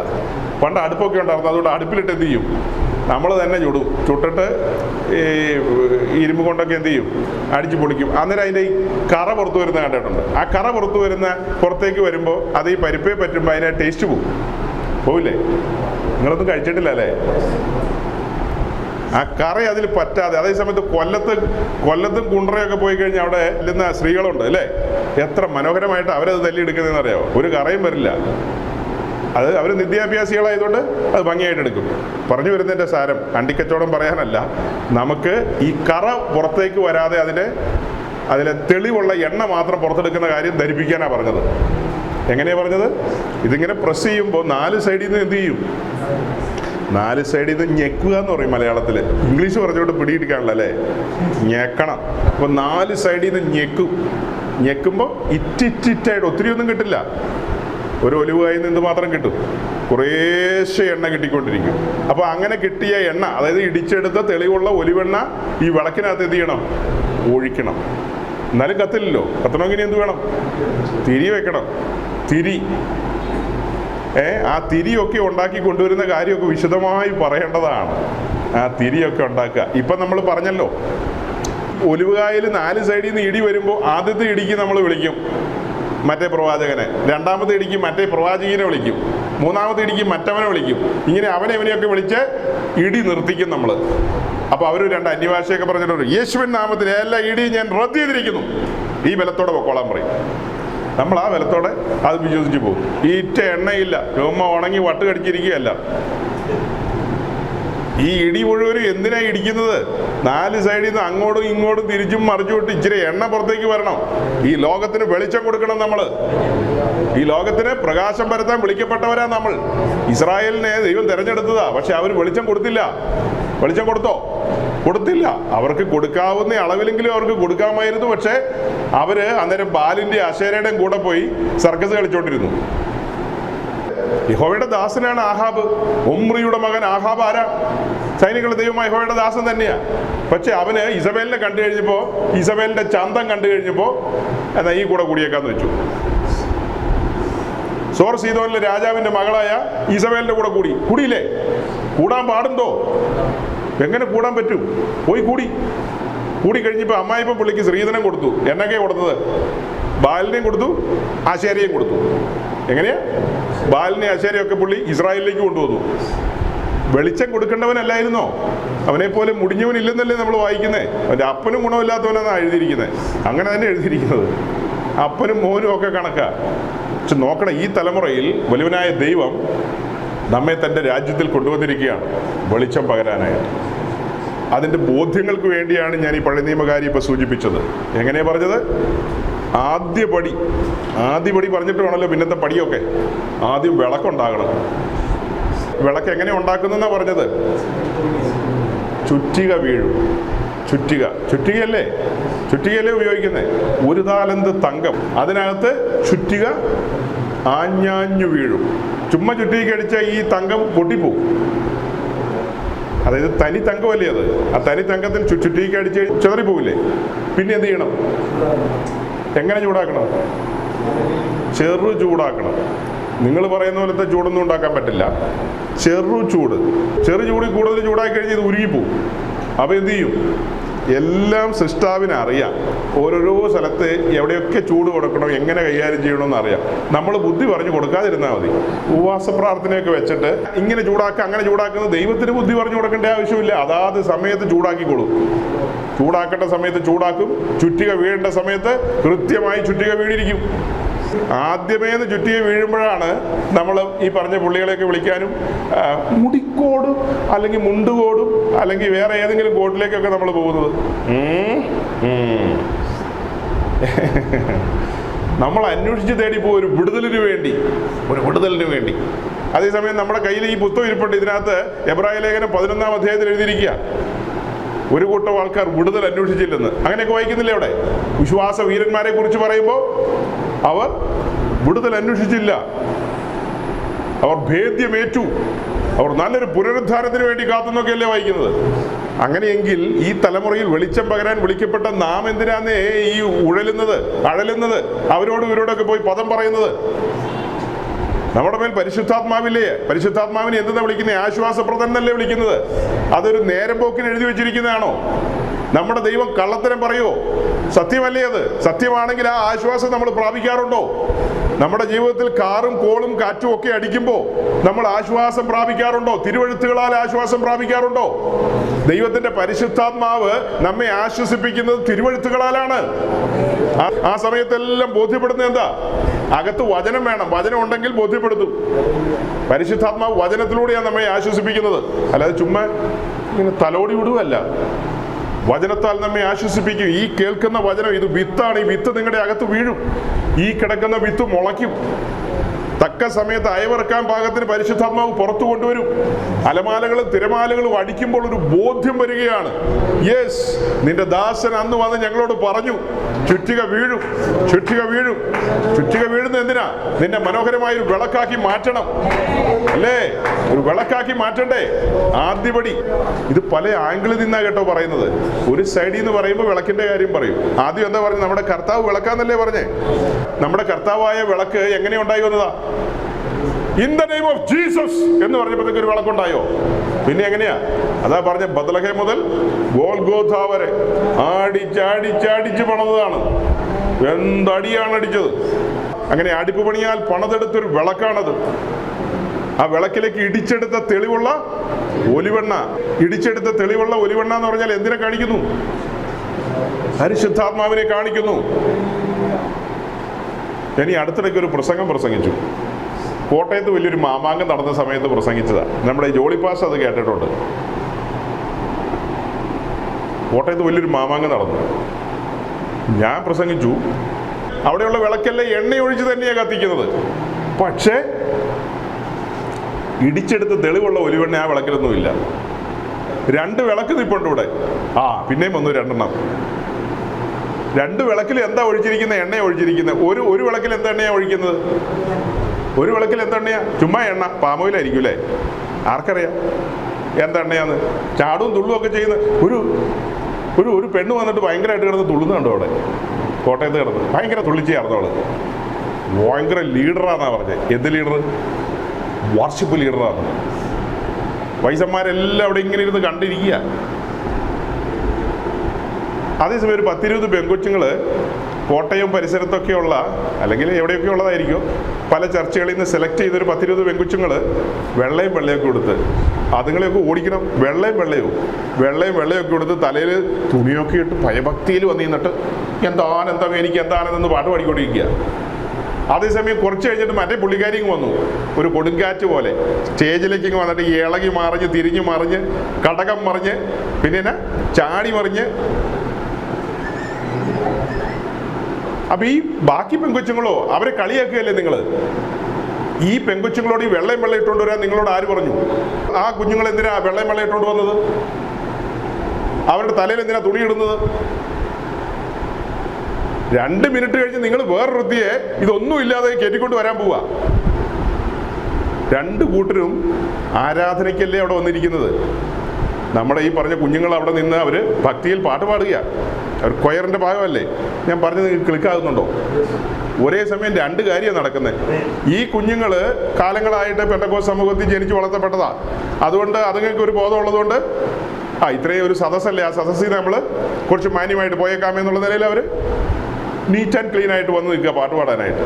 അന്നേരം അതിനെയെല്ലാം മറിച്ച് കളയുന്ന രീതിയിൽ വേറൊരാളെ കൊണ്ടുവന്ന് ചാടിക്കുമ്പോൾ, അങ്ങനെയാണെങ്കിൽ ആ ആളുടെ രീതിയിലേക്ക് ഇവരെയും മാറ്റാമല്ലോ. ഈ കുഞ്ഞുങ്ങളിൽ ആരെങ്കിലും നാളെ ആ രീതിയിൽ വന്ന് ചാടുകയാണെങ്കിൽ ഈ പാസ്റ്റർമാർ സമ്മതിക്കുമോ? അപ്പോൾ ഇവരുടെ സ്വഭാവം മാറും. നിങ്ങൾ തന്നെ കൊണ്ടുവന്ന പുള്ളിക്കാരി നിങ്ങൾ ചാടിച്ചപ്പോൾ ആ പുള്ളിക്കാരി ചാടിയിട്ട് പോയി. ഞങ്ങൾ അതുപോലെ ഒന്ന് ചാടാൻ നോക്കി നിങ്ങൾ സമ്മതിക്കുമോ? എന്തുവാട്ടെ, സമയം കളയണ്ട, വെറുതെ ഇതൊക്കെ പറഞ്ഞ് വേസ്റ്റ് ആവും. അപ്പോൾ ഈ വിളക്കിലൊക്കെ എന്തുണ്ട്? എണ്ണയുണ്ട്. അതേസമയം എന്ത് എണ്ണയല്ല, ഇടിച്ചെടുത്ത തെളിവുള്ള ക്രിസ്തീയ ജീവിതത്തിൽ കഷ്ടങ്ങളുണ്ട്. ആ കഷ്ടങ്ങളിലൂടെ നാം കടന്നു പോകുമ്പോഴാണ് ഈ പ്രസ്സിങ്, ഈ എണ്ണ പുറത്തേക്ക് വരുന്നത്. അത് വിശ്വസിക്കുന്നവരല്ല അവിടെ സ്റ്റേജിലിരുന്ന ആളുകളിൽ 90% വല്ല 10% വിശ്വസിക്കുന്നുണ്ടാവും. ഈ തലമുറയിലെ ശുശ്രൂഷകരിൽ ബഹുഭൂരിപക്ഷമൊന്നും വിശ്വസിക്കുന്നവരല്ല. ക്രിസ്തീയ ജീവിതത്തിൽ കഷ്ടങ്ങളുണ്ടെന്ന് പറയുന്നത് അവർ അംഗീകരിക്കില്ല. അതൊക്കെ സാത്താന്റെ പരിപാടിയാണെന്നാണ് അവർ വിശ്വസിക്കുന്നത്. പഴയ കാലത്തെ അപ്പച്ചന്മാർ അതൊക്കെ സമ്മതിക്കുകയും പറയുകയൊക്കെ ചെയ്യുമായിരുന്നു, പ്രസംഗിക്കുമായിരുന്നു. ഇപ്പോൾ അങ്ങനെ പ്രസംഗിക്കുന്ന എത്ര പേരുണ്ട്? ഉണ്ട്, ഇല്ലെന്നല്ല, ചുരുക്കമേ ഉള്ളൂ. ബഹുഭൂരിപക്ഷം പേര് അതൊന്നും അംഗീകരിക്കുന്നില്ല. പിന്നെ നിങ്ങൾ എങ്ങനെ എണ്ണ കൊണ്ടുവരുമെന്ന് പറഞ്ഞു തന്നേ. നിങ്ങളുടെ വാദത്തെ നമ്മൾ അംഗീകരിക്കാം, നിങ്ങളുടെ വാദത്തെ അംഗീകരിക്കാം. വലിയ ഘട്ടമൊന്നും ഇല്ലെന്നുള്ള വാദത്തെ അംഗീകരിക്കാം. ഈ എണ്ണ എങ്ങനെ വരുമെന്നൊന്ന് പറഞ്ഞു തന്നാൽ മതി. ഇടിച്ചെടുത്ത തെളിവുള്ള ഒലിവെണ്ണ ഏത് രീതിയിൽ കൊണ്ടുവരുമെന്നാണ് നിങ്ങളുടെ വ്യാഖ്യാനവും പഠിപ്പീരും. ചുമ്മാ ഇങ്ങ് വരുമോ എണ്ണ? ടാപ്പ് തുറന്നാൽ വരുമോ? നമ്മുടെ ജീവിതയാത്രയിൽ ഈ ലോകത്തിന് വെളിച്ചം കൊടുക്കുവാൻ പാകത്തിന് നമ്മെ പ്രാപ്തമാക്കുകയാണ്. നമ്മുടെ ജീവിതത്തിലെ ഓരോരോ അനുഭവങ്ങളാണത്. ആ അനുഭവങ്ങളിലൂടെ പോകുമ്പോഴാണ് ഇറ്റിറ്റിറ്റ് എണ്ണ വരുന്നത്. ഈ വിളക്ക് കെട്ടുപോകാതെ കത്തിക്കൊണ്ടിരിക്കുന്ന അങ്ങനെയല്ലേ? ആട്ടെ, അപ്പൊ രണ്ടാമത് ഞാൻ അത്രയും പറഞ്ഞു. മൂന്നാമത് എന്താ പറഞ്ഞത്? അതിലേക്ക് തിരി വെക്കണം. അതിലേക്ക് വെക്കുന്ന ആ തിരി എന്ന് പറയുന്നത് സാധാരണ വെളുത്ത ഈട്ടണല്ലേ ഉപയോഗിക്കുന്നത്? തിരിത്തുണി. തിരിത്തുണി എന്നൊക്കെ പറയുന്നത് എന്തെങ്കിലും നല്ല വാക്കുണ്ടോ? ആട്ടെ, നിങ്ങൾ പെട്ടെന്ന് തിരിയെ കുറിച്ച് ചിന്തിക്കുമ്പോൾ ഞാൻ കുറച്ചുകൂടെ പുറകോട്ട് പോകും. ഈ തിരി എന്ന് പറയുന്നത് ഇതൊരു തുണിയാണല്ലോ. ആ തുണി കോട്ടൺ തുണിയായിട്ട് ചിന്തിക്കേ. വെളുത്ത പഞ്ഞിനൂൽ കൊണ്ടുള്ള തുണി എന്ന് കൂടിക്കോ, വെളുത്ത കോട്ടൺ തുണി. അപ്പൊ ഈ കോട്ടൺ എങ്ങനെയാ ഉണ്ടാകുന്നത്?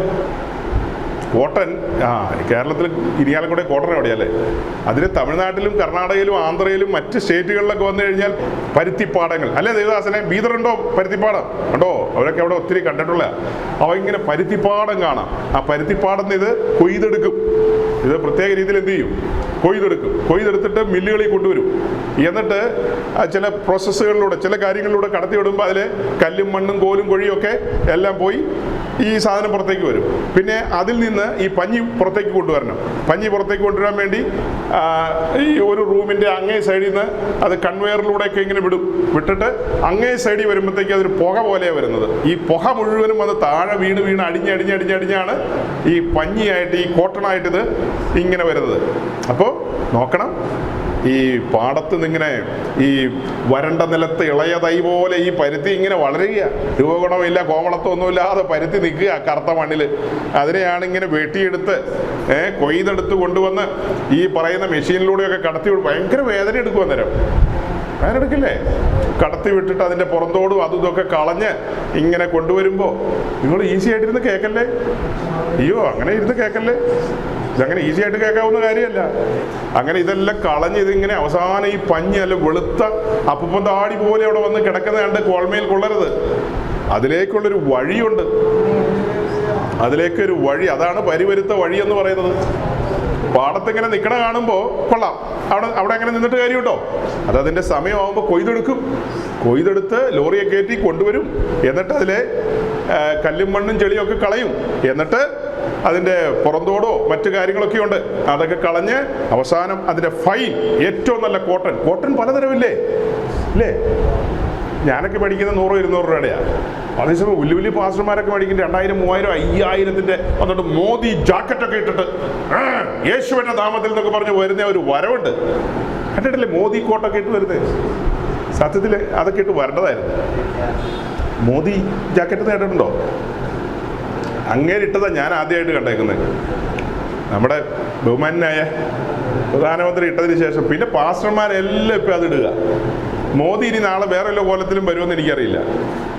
ഇപ്പം കല്യാണങ്ങൾക്കൊക്കെ വന്നു കഴിഞ്ഞാൽ പാസ്റ്റർമാരൊക്കെ മോദി ജാക്കറ്റ് ഇട്ടുകൊണ്ടാണ്. പണ്ട് അമേരിക്കയിലൊക്കെ പോയിട്ട് വന്നൊരു കോട്ട് സൂട്ടൊക്കെ ഇട്ട് നിൽക്കുന്നത്. ഇപ്പം ഇന്ത്യയിൽ, അമേരിക്കയിൽ പോകാത്തവരായിരിക്കും, ഇന്ത്യയിൽ മോദി ജാക്കറ്റ് വരെ എത്തി. നിങ്ങൾ ആകെ എന്താ കുഴപ്പമില്ലല്ലോ? അയ്യോ, വേഗം നമുക്ക് കൊണ്ടുപോയി നിർത്തിയേക്കാം. അല്ല, ഇത് എങ്ങനെയാ? ഇത് ഈ സാധനം ഇങ്ങനെ കൈകാര്യം ചെയ്തെടുക്കണ്ടേ? പഞ്ഞി കൊണ്ടുവരണ്ടേ? പെട്ടെന്ന് നിർത്തിയിട്ടും കാര്യമുണ്ടോ? പഞ്ഞി വേണ്ടേ? തിരി വേണോ? തിരി വേണമെങ്കിൽ പിന്നെ ഈ പണിയൊക്കെ ഉണ്ട്. നിങ്ങൾ ഒളിച്ചോടാനാ പാവമെങ്കിൽ തിരി ഉണ്ടാകില്ല. തിരി ചുമ്മാ വിളക്കുണ്ടാക്കി വെച്ചിട്ട് എന്നാ കാര്യം? എണ്ണ ഒഴിച്ചു എന്ന് പറഞ്ഞിട്ടും കാര്യമുണ്ടോ? തിരി വേണ്ടേ? അപ്പോൾ തിരി വേണം.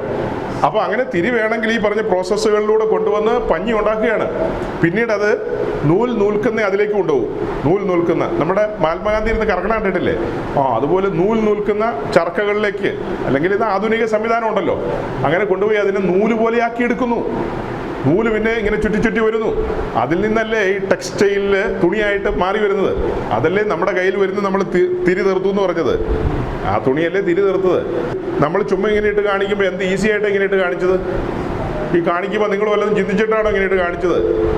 ഇതെങ്ങനെ ഉണ്ടായി, എവിടെ നിന്ന് വരുന്നു, എന്താണെന്നല്ലോ അറിഞ്ഞിട്ടാണോ ഇങ്ങനെ ഇട്ട് കാണിച്ചത്? അയ്യോ, ഇതിൻ്റെ പുറയിലൊക്കെ ചരിത്രമുണ്ട്. എന്ത് ചരിത്രമാണ്? അവൻ എന്നോട് ചെയ്തത് ഓർത്താൽ ഏതോ പാടത്ത് അവസാനിച്ച് പോകേണ്ടതാ. അവിടെ നിന്ന് എന്നെ കൊയ്തെടുത്തോട്ട് വന്നു. ഈ പറഞ്ഞ വഴികളിലൂടെയൊക്കെ കൊണ്ടുപോയി അവസാനം അവൻ എന്നെ ഒരു തിരിയാക്കി തീർത്തു. ആദ്യം ഞാൻ പറഞ്ഞു വിളക്ക് യേശുക്രിസ്തുവാണ്, പിന്നെ പറഞ്ഞു വിളക്ക് നമ്മളാണ്. ഇപ്പം ഞാൻ പറയാ ഈ തിരി ആരാന്നാ പറഞ്ഞത്? ഈ തിരി നമ്മളാ. അത് ആദ്യം യേശുക്രിസ്തുവിൻ്റെ കാര്യമൊക്കെ പറഞ്ഞു, ഇപ്പോൾ ഈ തിരിയുടെ കാര്യം പറഞ്ഞപ്പോൾ ഈ തിരി ആരാ? നാം ഓരോരുത്തരുമാണ് തിരി. ഞാനിതൊന്നും പറയാനായിട്ട് ഒരു ചിന്തയുണ്ടായിരുന്ന ആളല്ല, പക്ഷേ എനിക്കൊക്കെ തോന്നി, എൻ്റെ ഉള്ളിൽ അങ്ങനെ അങ്ങ് പ്രകാശിച്ചു വന്നതുകൊണ്ടാണ്. തോന്നി എന്നല്ല പറയണ്ടേ, ആ പ്രകാശനം വന്നുകൊണ്ടാണ് ഇങ്ങനെ പോയത്. ഗംഭീരമായ കാര്യമാണ് ഇതൊക്കെ. ഇതൊക്കെ ഒരു പുതുനിയമ ക്രിസ്ത്യാനി അറിയണം. യൂത്ത് മീറ്റിങ്ങിൽ പ്രസംഗിക്കേണ്ടതാ ഇത്. നിങ്ങൾ എന്താ ധരിച്ചത്? യൂത്ത് മീറ്റിങ്ങിൽ ഊജാതാടിക്കാരനെയും കറക്ക് കമ്പനിനെയും കൊണ്ടുവന്നൊരു ഓർഗനം വെച്ച് അരപ്പിച്ച് പിള്ളേരെ മുഴുവൻ തുള്ളിപ്പിച്ച് തലകുത്തി മറിയിപ്പിച്ചിട്ട് വീട്ടിൽ പറഞ്ഞു വിടുക. അതാണ് ഇന്നത്തെ പെന്തിക്കോസ്. പഴയ പെന്തിക്കോസ് അതല്ല. പഴയ പെന്തിക്കോസില് ചെറുപ്പക്കാർ ഇതാ പഠിപ്പിക്കുന്നത്. എടാ മോനെ, നീ ഒരു വിളക്കാകണം, നീ ഒരു തിരിയായി തീരേണ്ടതുണ്ട്. അതല്ലേ പഠിപ്പിക്കേണ്ടത്. അതിനൊരു ചാടിച്ച് തുള്ളിച്ച് വീട്ടിൽ വിടുക. നിങ്ങൾക്കറിയാവോ ബാംഗ്ലൂരിൽ ഇവിടുത്തെ പെന്തിക്കോസുകാരുടെ എത്ര പെൺപിള്ളേരാന്നറിയാവോ മയക്കുമരുന്ന് കഴിച്ച് നടക്കുന്നത്? എനിക്കറിയാവുന്ന ഒരു കുടുംബത്തിലെ പെങ്കൊച്ച്, തെക്കൻ കേരളത്തിലെ അപ്പനും അമ്മയും വലിയ പ്രാർത്ഥനക്കാരാ, ശ്രദ്ധിച്ചില്ല. അവർക്ക് MDMA അങ്ങനെ രണ്ട് സാധനമൊക്കെ ഇല്ലേ? എനിക്ക് ആകെ അതിൻ്റെ പേര് മാത്രമേ അറിയാവുള്ളൂ, പത്രത്തിൽ കണ്ടത് അതായതുകൊണ്ട്. ഇതെല്ലാ പെങ്കൊച്ചിനും വേണം. അസൽ പെന്തിക്കോസുകാരൻ്റെ വീട്ടിലെ കൊച്ച് എത്ര പേരാ ഈ മയക്കുമരുന്നുകളും കാര്യങ്ങളൊക്കെ അടിക്കുന്നത്? അത്തരത്തിലുള്ള വേടന്മാരോ കേടന്മാരോ മണ്ണാങ്കട്ടകളോ ഇവനെയൊക്കെ വിളിച്ചാ യൂത്ത് മീറ്റിംഗ് തുള്ളിപ്പിക്കുന്നത്. ആ സൈസിലുള്ള ഇനങ്ങൾ നമ്മുടെ ഇടയിലുമുണ്ട്. പണിയപ്പെടാത്ത, ഒരുക്കപ്പെടാത്ത അങ്ങനെയുള്ളവരാണോ ശുശ്രൂഷിക്കേണ്ടത്? തകർക്കപ്പെട്ടവനാണ് ശുശ്രൂഷയ്ക്ക് നിൽക്കേണ്ടത്. ഒരു പാട്ട് പോലും പാടണമെങ്കിലുണ്ടല്ലോ, തകർക്കപ്പെടണം, പണിയപ്പെടണം, ദൈവഭയം ഉണ്ടാകണം. അല്ലാതെ കളിക്കാനുള്ള സ്ഥലമല്ല ഇത്. ദൈവത്തിന്റെ പദ്ധതികൾ ആഴമുള്ള പദ്ധതികളാണ്. ഈ തലമുറയ്ക്ക് വെളിച്ചം കൊടുക്കണം. നമ്മെ കണ്ടിരിക്കുക. അപ്പൊ തിരി എങ്ങോട്ട് ഇറക്കി വെക്കണം? തിരി എണ്ണയ്ക്കകത്തേക്ക് ഇറക്കി വെക്കണ്ടേ? അപ്പൊ ഇത് പല ആംഗിളിൽ നിന്ന് പഠിപ്പിക്കും. വിളക്ക് യേശുക്രിസ്തുവിനെ കാണിക്കുന്നു, പിന്നെ പറയുമ്പോൾ വിളക്ക് പരിശുദ്ധാത്മാവിനെ കാണിക്കുന്നു, പിന്നെ പറയുമ്പോൾ സഭയെ കാണിക്കുന്നു, പിന്നെ പറയുന്ന ഒരു കാര്യം അത് ഓരോന്നും വിശദീകരിക്കും. പക്ഷെ അവസാനത്തെ കാര്യം ഞാനൊന്ന് വിശദീകരിക്കാം. അവസാനം എന്താ പറഞ്ഞത്? ഈ വിളക്ക് യേശുക്രിസ്തുവിനെ കാണിക്കുന്നു, അതില് ഇടിച്ചെടുത്ത തെളിവുള്ള ഒലിവെണ്ണ പരിശുദ്ധാത്മാവിനെ കാണിക്കുന്നു, ആ തിരി നമ്മെ കാണിക്കുന്നു. ഈ വിളക്ക് കത്തുമ്പോൾ അതിന്റെ വെളിച്ചം ഈ വിളക്കിലേക്ക് വരണം. അത് ഈ കത്തുന്ന കത്തലില്, ആ പ്രകാശത്തില് കാണേണ്ടത് വിളക്കിനെയാണ് കാണേണ്ടത്. പുറപ്പാട് 25:37. അതിന് 7 ദീപം ഉണ്ടാക്കി നേരെ മുൻപോട്ട് പ്രകാശിപ്പാൻ തക്കവണ്ണം ദീപങ്ങളെ കൊടുത്തേണം. ഇതിനെക്കുറിച്ച് വിശദമായി പിന്നെയും പറയുന്നത് ലേവ്യപുസ്തകം 24-ാം അധ്യായത്തിലാണ്. ലേവ്യപുസ്തകം 24-ാം അധ്യായത്തിന്റെ ആദ്യത്തെ പാരഗ്രാഫാണ് വിളക്കുമായി ബന്ധപ്പെട്ട കാര്യം. ലേവ്യപുസ്തകം 24-ാം അധ്യായത്തിന്റെ ആദ്യത്തെ പാരഗ്രാഫ്. യഹോവ പിന്നെയും മോശെയോട് അരുളിച്ചെയ്തെന്നാൽ, ദീപങ്ങൾ നിത്യം കത്തിക്കൊണ്ടിരിക്കേണ്ടതിന് ഇസ്രായേൽ മക്കൾ നിലവിളക്കിന് ഇടിച്ചെടുത്ത തെളിവുള്ള ഒലിവെണ്ണ നിന്റെ അടുത്ത് കൊണ്ടുവരണമെന്ന് അവരോട് കൽപ്പിക്കാം. സമാഗമന കൂടാരത്തിൽ സാക്ഷ്യത്തിന്റെ തിരശ്ശീലയ്ക്ക് പുറത്ത് വൈകുന്നേരം മുതൽ രാവിലെ വരെ കത്തേണ്ടതിന് അഹ്റോൻ അത് യഹോവയുടെ സന്നിധിയിൽ നിത്യം ഒരുക്കി വെക്കണം. ഇത് തലമുറയായി നിങ്ങൾക്ക് എന്നേക്കുമുള്ള ചട്ടമാകുന്നു. അപ്പൊ ഇങ്ങനെ മതി. ഇങ്ങനെ അത് താഴേക്കുണ്ട്. ഇങ്ങനെ പല വാക്യങ്ങളുണ്ട്, പല ഭാഗങ്ങളും ഉണ്ട്. ഇപ്പൊ എന്തിനാ ഇതൊക്കെ പറഞ്ഞതെന്ന് മനസ്സിലായോ? ഇതെല്ലാം പഴയ നിയമ ഭാഗമാണ്. റോമാലേഖനം 15-ാം അധ്യായത്തിലെയും പിന്നെ 2 തിമോഥെയോസ് 3-ാം അധ്യായത്തിലെയൊക്കെ വാക്യങ്ങൾ വെച്ചിട്ട് ഇതെല്ലാം നമ്മുടെ ഉപദേശത്തിനായിട്ടെന്നല്ലേ എഴുതിയിരിക്കുന്നത്. അപ്പോൾ ഒരു ഉപദേശം സ്ഥാപിക്കാമെന്ന് കൂട്ടിക്കോ. ഒരു പുതുനിയമ ക്രിസ്ത്യാനി എങ്ങനെ ആയിരിക്കണം എന്നുള്ളതാണ് പറഞ്ഞു വരുന്നത്. നാം വിളക്കായിരിക്കണമെന്നുള്ളതൊരു പഠനം നിൽക്കുക. അതിലേക്ക് ഇടിച്ചെടുത്ത തെളിവുള്ള ഒലിവെണ്ണ ഒഴിക്കണമെന്നൊരു പഠനം അടുത്ത് വരും. ഈ വിളക്കിൽ ഇടിച്ചെടുത്ത തെളിവുള്ള ഒലിവെണ്ണ ഒഴിച്ചിട്ട് അതിലേക്ക് തിരി ഇറക്കി വെക്കണം.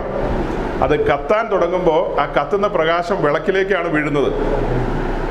അതായത് ഈ ബൾബിലേക്ക് നോക്കിക്കഴിഞ്ഞാൽ അതിൻ്റെ ഫിലമെന്റ് നമുക്ക് കാണാൻ പറ്റുമോ? നോക്കി ഒരു 2 മിനിറ്റത്തേക്ക് കണ്ണടഞ്ഞു പോകൂലേ? ഞാനൊന്ന് നോക്കിപ്പോയി. നല്ല വെളിച്ചമാ.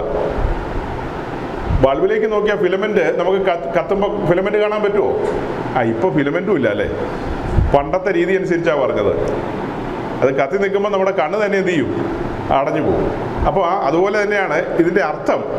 പരിശുദ്ധാത്മാവിൽ ഈ തിരി കത്തിക്കൊണ്ടിരിക്കുമ്പോൾ വിളക്ക് ക്രിസ്തുവിനെയാണ് പ്രതിഫലിപ്പിക്കുന്നത്. അതിൻ്റെ ആത്മീയ അർത്ഥം മാത്രം പറയാം, കൂടുതലിപ്പോൾ വിശദീകരിക്കാൻ പറ്റില്ല. പരിശുദ്ധാത്മാവിൽ ഈ തിരി കത്തിക്കൊണ്ടിരിക്കുമ്പോൾ വീഴുന്ന വെളിച്ചത്തിൽ മറ്റുള്ളവർ കാണുന്നത് തിരിയല്ല, പകരം വിളക്കിനെയാണ് കാണുന്നത്. വിളക്ക് ക്രിസ്തുവിനെയാണ് കാണിക്കുന്നത്. ഇപ്പൊ നാം പ്രകാശിക്കുന്നവരാണെങ്കിൽ നമ്മയല്ല മറ്റുള്ളവർ കാണേണ്ടത്, ക്രിസ്തുവിനെയാണ് കാണേണ്ടത്. മോദി ജാക്കറ്റ് അല്ല നാട്ടുകാർ കാണേണ്ടത്. ശുശ്രൂഷകൻ ശുശ്രൂഷിക്കുമ്പോൾ കേൾവിക്കാർ ആരെയാ കാണേണ്ടത്? ക്രിസ്തുവിനെ കാണണം. സാധാരണ ഞാൻ ഈ പോകുമ്പോഴൊക്കെ ഈ തുണിയൊക്കെ തേച്ചൊക്കെയാണ് കൊണ്ടുപോകാറ്. പിന്നെ രണ്ടാമത് തേപ്പും പരിപാടിയൊന്നുമില്ല. ഇന്നിപ്പോൾ ഉദ്ദേശി തേക്കണ കണ്ടപ്പോൾ എനിക്കൊരു പൂതി കയറി. ഞാനും ഒരു 2 ചുളിവൊക്കെ അവിടെ ഇവിടെയൊക്കെ ഒന്ന് എന്ത് ചെയ്തു. അങ്ങനെ ഒരു ഇടപാടില്ല നമുക്ക്, എല്ലാം തേച്ച് മടക്കി കൊണ്ടുപോകുന്നതല്ലേ. പിന്നീട് എടുത്തിടുമ്പോൾ അവിടെ ഇവിടെയൊക്കെ എന്തുണ്ടാവും? ചുളിവൊക്കെ ഉണ്ടാവും. ആ ചുളിവിലല്ലോ പ്രാധാന്യം, അതിനാണോ പ്രാധാന്യം? അപ്പം ആ ചുളിവൊക്കെ മാറ്റിക്കഴിഞ്ഞാൽ നിങ്ങൾ എനിക്ക് പ്രത്യേകിച്ച് വല്ലോ മെഡലല്ലോ തരുമോ? ഒന്നും തരാൻ പോകുന്നില്ല. അതേസമയം ആ ചുളിവൊക്കെ അവിടെ ഉള്ളപ്പോൾ തന്നെ വചനം വെളിപ്പെട്ടാലോ നിങ്ങൾക്ക് ആശ്വാസവും പ്രയോജനമാണ്. ചുളിവെല്ലാം മാറ്റിയിട്ട് ഞാൻ കുട്ടപ്പനായിട്ട് ഇവിടെ നിന്നാൽ നിങ്ങൾക്ക് എന്ത് പ്രയോജനം? ഞാനേ ചുളിവൊക്കെ മാറ്റിയിട്ട് നല്ല ബ്യൂട്ടി പാർലറിൽ പോയിട്ട് സുന്ദരനായിട്ട് വന്ന് നിന്ന് കഴിഞ്ഞാൽ നിങ്ങൾക്ക് എന്തെങ്കിലും ഗുണമുണ്ടോ? അതുകൊണ്ട് ഒരു ഗുണവുമില്ല. എന്ത് ഗുണം? അതേസമയം വചനം വെളിപ്പെട്ട് വന്നാൽ ഇപ്പം ഇതിപ്പോൾ കീറിയതാണേലും ഒരു കുഴപ്പമില്ല. നിങ്ങൾ മാർക്കിട്ടാലും എനിക്ക് വിരോധമില്ല. നിങ്ങൾ എന്നാ മാർക്കിടാനാ? ഞാൻ എവിടെയാണ് നിൽക്കുന്നതെന്ന് എനിക്ക് നല്ല ബോധ്യമുണ്ട്. അപ്പോൾ വചനം വെളിപ്പെടണം. അപ്പോൾ എന്താ പറഞ്ഞത്? ഓക്കെ, ഗൗരവമായൊരു വിഷയത്തിലേക്ക് വരിക. അപ്പോൾ എന്താ പറഞ്ഞത്? തിരി കത്തണം. കത്തണ്ടേ? ഇപ്പം എവിടം വരെ വന്നു? വിളക്കുണ്ടാക്കി, ഇടിച്ചെടുത്ത തെളിവുള്ള ഒലിവെണ്ണ ഒഴിച്ചു, പിന്നെ തിരിയിട്ടു. ഇനി എന്ത് ചെയ്യണത്? ഇടയ്ക്ക് കയറി പറഞ്ഞതാ, കത്തുമ്പോൾ വെളിച്ചം ഇങ്ങനെ വീഴണമെന്നൊക്കെ പറഞ്ഞതാ. ദേവദാസൻ ഒരു ചോദ്യം ചോദിച്ചുകൊണ്ട് അതിന് ഉത്തരമായിട്ട് പറഞ്ഞതാ. ആ വെളിച്ചം എവിടെയാ പ്രതിഫലിപ്പിക്കേണ്ടത്? വിളക്കിലാണ് വീഴേണ്ടത്. അപ്പോൾ ക്രിസ്തുവിനെയാണ് പ്രതിഫലിപ്പിക്കുന്നത്. അതാണ് അതിൻ്റെ ഉദ്ദേശം. ഓക്കെ, ഇനി നമ്മൾ ഓർഡറിൽ പറയാം. അപ്പോൾ തിരിയിട്ടു, ഇനി എന്ത് ചെയ്യണം? തിരി കത്തിക്കണം. കത്തിക്കണമെങ്കിൽ എന്ത് ചെയ്യും? കത്തിക്കണമെങ്കിൽ തീ വേണ്ടേ? തീക്ക് എന്ത് ചെയ്യും? തീക്ക് എന്ത് ചെയ്യും എന്നാണ് എൻ്റെ ചോദ്യം. എവിടെ യാഗപീഠം? എവിടെയാ? എവിടെ എവിടെ ഏത് പ്രാകാരം? ആരുടെ പ്രാകാരം? യാഗപീഠമൊക്കെ എന്നേ എടുത്ത് മാറ്റിക്കളഞ്ഞു. എവിടെ യാഗപീഠം ഉണ്ടെന്നാണ് നിങ്ങൾ പറയുന്നത്? അത് പണ്ടങ്ങാട്ടല്ലായിരുന്നോ? കത്തുന്നുണ്ട് പല സ്ഥലത്തും. ഭയപ്പാടുളവാക്കുന്ന ഒരു അധ്യായമാണ് 2 രാജാക്കന്മാർ 16-ാം അധ്യായം. 2 രാജാക്കന്മാർ 16-ാം അധ്യായം. ആത്മീയ ശുശ്രൂഷ നിൽക്കുന്ന ഏതൊരാൾക്കും ഭയപ്പാടുണ്ടാകുന്ന ഒരു ഭാഗമാണ് 16-ാം അധ്യായം. 16-ാം അധ്യായത്തിലേക്ക് വരുമ്പോൾ ഇപ്പം നമ്മൾ പറഞ്ഞ ആഹാസിൻ്റെ കാര്യങ്ങളാണ്. ആഹാസ് ഭരിക്കുന്ന കാലത്ത് അശൂറിലെ രാജാവായ തിഗ്ലത്ത് പിലേസർ, ആ തിഗ്ലത്ത് പിലേസറിന് കപ്പം കൊടുത്തുകൊണ്ടാണ് യഹൂദ രാജ്യം, അതായത് ഇപ്പം നമ്മൾ പറഞ്ഞു കഴിഞ്ഞാൽ നമ്മുടെ ഇവിടെ കൊച്ചി രാജ്യവും തിരുവിതാംകൂറും ഉണ്ടായിരുന്നു. അന്ന് നമ്മൾ ബ്രിട്ടീഷുകാർക്ക് എന്ത് ചെയ്തിരുന്നു? കപ്പം കൊടുത്തുകൊണ്ട് സാമന്തന്മാരായി ഭരിച്ചിരുന്നു. സെയിം കാര്യം മനസ്സിലായില്ലേ? തിഗ്ലത്ത് പിലേസറിന് കപ്പം കൊടുത്തുകൊണ്ടാണ് ഈ പുള്ളി കസേരയിലിരുന്നത്, അല്ലെങ്കിൽ കസേരയിൽ നിന്ന് മറിച്ചിടും.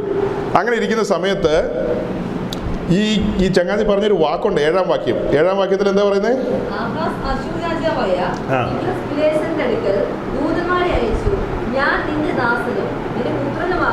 ഞാൻ നിന്റെ അവന്റെ അപ്പൻ അല്ലല്ലോ, അവന്റെ വല്യപ്പനായ ദാവീദ് എന്താ പറയുന്നത്? ഞാൻ യഹോവയുടെ ദാസനും നിന്റെ പുത്രൻ എന്നല്ലേ പറയുന്നത്. ഇങ്ങനെ എന്നാ പറഞ്ഞത്? ഞാൻ നിന്റെ ദാസനാകുന്നു. എന്നിട്ട് അത് മതി. അങ്ങനെ ഇരുന്നിട്ട് ഇദ്ദേഹം, ഞാൻ വിശദമാക്കുന്നില്ല, ഓടിച്ചു പറയാ, സമയം പോകും. ആഹാസ് ആ അരാമിലെ ദമ്മേശേക്കിലേക്ക് തിഗ്ലത്ത് പിലേസറിനെ എതിരേൽക്കാൻ പാകത്തിന് ഇദ്ദേഹം അങ്ങോട്ട് ചെന്നു. അതൊരു ജാതീയ പട്ടണമാണ്. ദമ്മേശേക്കിലേക്ക് ചെന്നതിന് ശേഷം ശ്രദ്ധിക്കണം. അങ്ങനെ 10-ാം വാക്യം എല്ലാവരും ശ്രദ്ധിക്കണം. 10-ാം വാക്യം.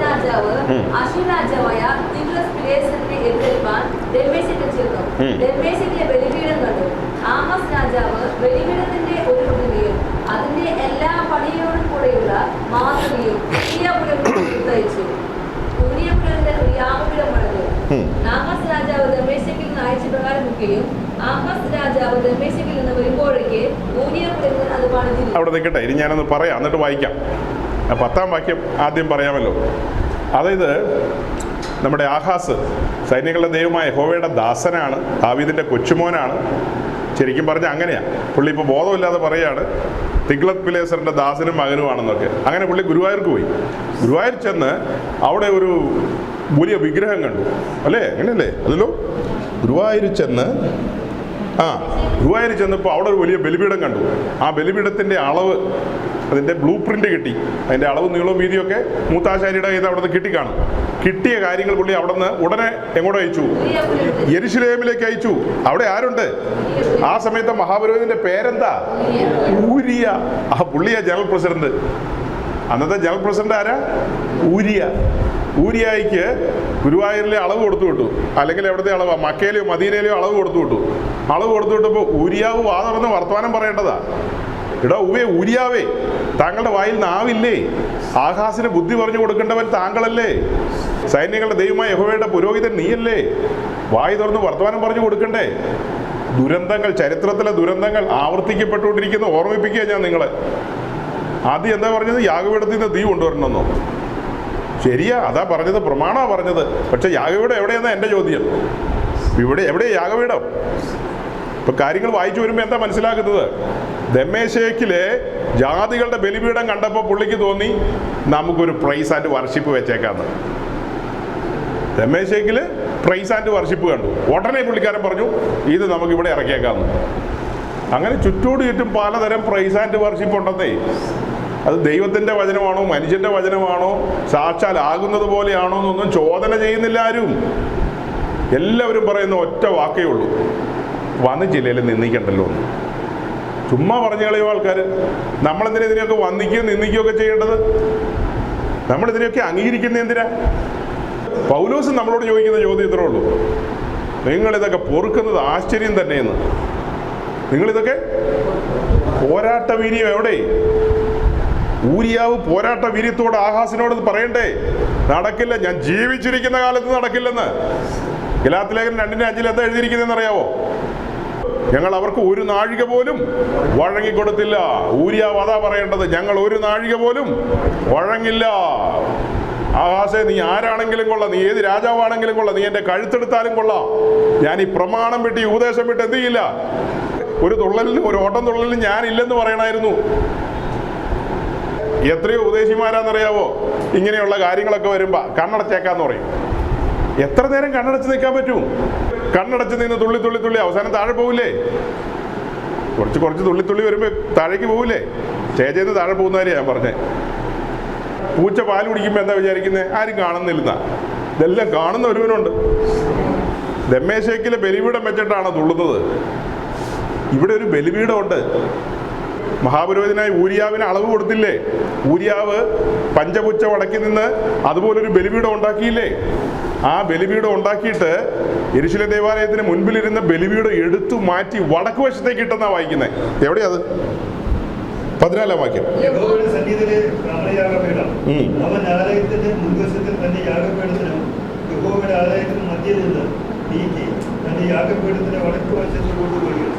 അതായത് വാതിൽ തുറന്ന് കയറി വരുമ്പോൾ പ്രാകാരത്തിലാണ് യാഗപീഠം ഇരിക്കുന്നത്. ആ യാഗപീഠം എടുത്ത് വടക്ക് വശത്തേക്ക് ഇട്ടു. ദമ്മേശേക്കിലെ ജാതികളുടെ യാഗപീഠം അവിടെ കൊണ്ടുപോയി പ്രതിഷ്ഠിച്ചു. ജാതികളുടെ യാഗപീഠം അവിടെ കൊണ്ടുപോയി പ്രതിഷ്ഠിച്ചു. അത് വടക്ക് വശത്തേക്ക് മാറ്റിയിട്ടു. എന്നിട്ട് 17-ാം വാക്യം കൂടെ വായിക്കണം. 17-ാം വാക്യം കൂടെ. പിന്നീട് പുള്ളി എന്തൊക്കെ ചെയ്തു എന്ന്. ആഹാസ് രാജാവ് പീഠങ്ങളുടെ ചട്ടപ്പലക കണ്ടിച്ചു. തൊട്ടിയെ തൊട്ടി എന്ന് പറഞ്ഞ എന്ത് തൊട്ടിയാ സൗകര്യമാരെ? തൊട്ടി എന്ന് പറഞ്ഞതാ വെള്ളം കോരുന്ന തൊട്ടി അല്ലേ? തൊട്ടി അതല്ലേ? ആണോ? തൊട്ടി ഇങ്ങനെയൊന്നും പറഞ്ഞാൽ ക്ലിക്കാവില്ലെന്ന് എനിക്കും അറിയാം. എനിക്ക് നല്ല ബോധ്യമുണ്ട്. ചുമ്മാ ഒരാളോട് പോയി തൊട്ടി കിട്ടിയെന്ന് പറഞ്ഞാൽ എങ്ങനെ മനസ്സിലാകാനാ? ഇതൊക്കെ സമഗ്രമായി പഠിക്കണം. ചാർട്ടൊക്കെ ഇട്ട് പഠിപ്പിക്കണം. ഉമ്മയൊന്നും ഞാൻ പറഞ്ഞു വരാനിരിക്കുന്ന ശിഷ്യത്വത്തെ കുറിച്ചാണ്. അതൊക്കെയായി കാട് കയറി പോകുന്നത്. ചുമ്മയൊന്നും ശിഷ്യനുണ്ടാകില്ല. ചുമ്മയുണ്ടാകുമോ? ഇപ്പം ഇവിടെ കൊച്ചു പിള്ളേരുണ്ട്. ഞാൻ കഴിഞ്ഞ ദിവസം നമ്മുടെ ഒരു സഹോദരൻ കൊച്ചുണ്ടായിപ്പോൾ അതിനെ കാണാൻ പോയി, കയ്യിലൊക്കെ എടുത്ത് പിടിച്ചു. 2 മാസമായിട്ടുള്ളൂ. അതെന്നും അങ്ങനെ 2 മാസമായിട്ട് കയ്യിലിരുന്നാൽ മതിയോ? അത് വളരണമെങ്കിൽ എന്ത് കൊടുക്കണം? ചാപ്പാട് കൊടുക്കണം. ചാപ്പാട് കൊടുത്തല്ലാതെ മുട്ടാളനായിട്ട് വരുമോ? അങ്ങനെയൊന്നും ശിഷ്യനുണ്ടാകില്ല. അതൊക്കെ ഈ വിഡ്ഢികൾ ചിന്തിക്കുന്നതല്ലേ. ശിഷ്യനുണ്ടാകണമെങ്കിൽ അധ്വാനിക്കണം. ഈ കുഞ്ഞുങ്ങളൊക്കെ ഉണ്ടായിട്ട് ഈ സ്ത്രീകൾ കാട്ടിക്കൂട്ടുന്ന കണ്ടിട്ടില്ലേ? എന്ത് കട്ടപ്പാടാണ് ഇതിനൊക്കെ തൂത്ത് തുടച്ചൊക്കെ കൊണ്ട് പൊക്കി എടുത്തോണ്ട് വരുന്നത്. പിന്നെയല്ലേ വലിയ പുള്ളിയായിട്ട് വരുന്നത്. വലിയ കട്ടപ്പാടുണ്ടെന്ന് അതിനകത്ത്. അതുപോലെ തന്നെയാണ് ആത്മീയത്തിലും. ഇതിനകത്ത് കുറുക്ക് വഴിയില്ല സഹോദരങ്ങളെ. ബൈപ്പാസ് ഇല്ലെന്ന് പറയും. ഷോർട്ട് കട്ടുകളില്ല, കുറുക്ക് വഴികളില്ല. കാര്യങ്ങൾ മനസ്സിലായില്ലേ? ഇപ്പം ഈ പുള്ളി എന്താ ചെയ്തത് ഇവിടെ എനിക്ക് വിശദീകരിക്കാൻ പറ്റില്ല. ചിലർക്ക് മനസ്സിലാകും, ചിലർക്ക് മനസ്സിലാകില്ല. കാരണം പശ്ചാത്തലം അറിയാതെ ഇത് എങ്ങനെ വിശദീകരിക്കും? യെരുശലേം ദേവാലയത്തിലേക്ക് വരുമ്പോൾ സഹോദരങ്ങളെ, യെരുശലേം ദേവാലയത്തിൽ യാഗപീഠം കഴിഞ്ഞാൽ പിന്നെ ഇരിക്കുന്നത് എന്താ? ഇപ്പം അവിടെ വായിച്ചല്ലോ 17-ാം വാക്യത്തിൽ വായിച്ചേ.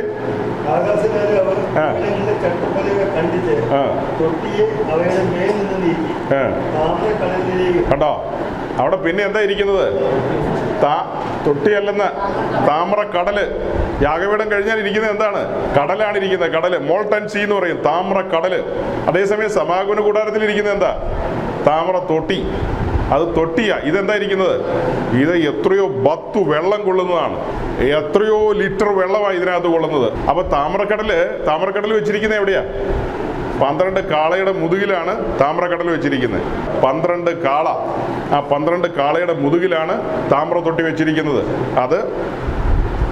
അതിനെക്കുറിച്ച് വിശദീകരിക്കുമ്പോൾ 2 രീതി പറയും. സമാഗമന കൂടാരത്തിൽ താമ്ര തൊട്ടിയും യെരുശലേം ദേവാലയത്തിൽ താമ്ര കടലും. അത് 2 പരിശുദ്ധാത്മാവുമായി ബന്ധപ്പെടുത്തി നമ്മൾ വിശദീകരിക്കും. ഇപ്പം വിശദീകരിക്കുന്നതല്ല, അതാണ് അതിൻ്റെ വിശദീകരണം വരുന്നത്. വിശ്വാസ ജീവിതത്തിൻ്റെ ആരംഭ കാലഘട്ടത്തിൽ ഇസ്രായേലിലെ പുരോഹിതന്മാർ, ലേവ്യർ, അവർ ഈ താമ്ര തൊട്ടി ചുമലിൽ ചുമന്നുകൊണ്ടാണ് പോകുന്നത്.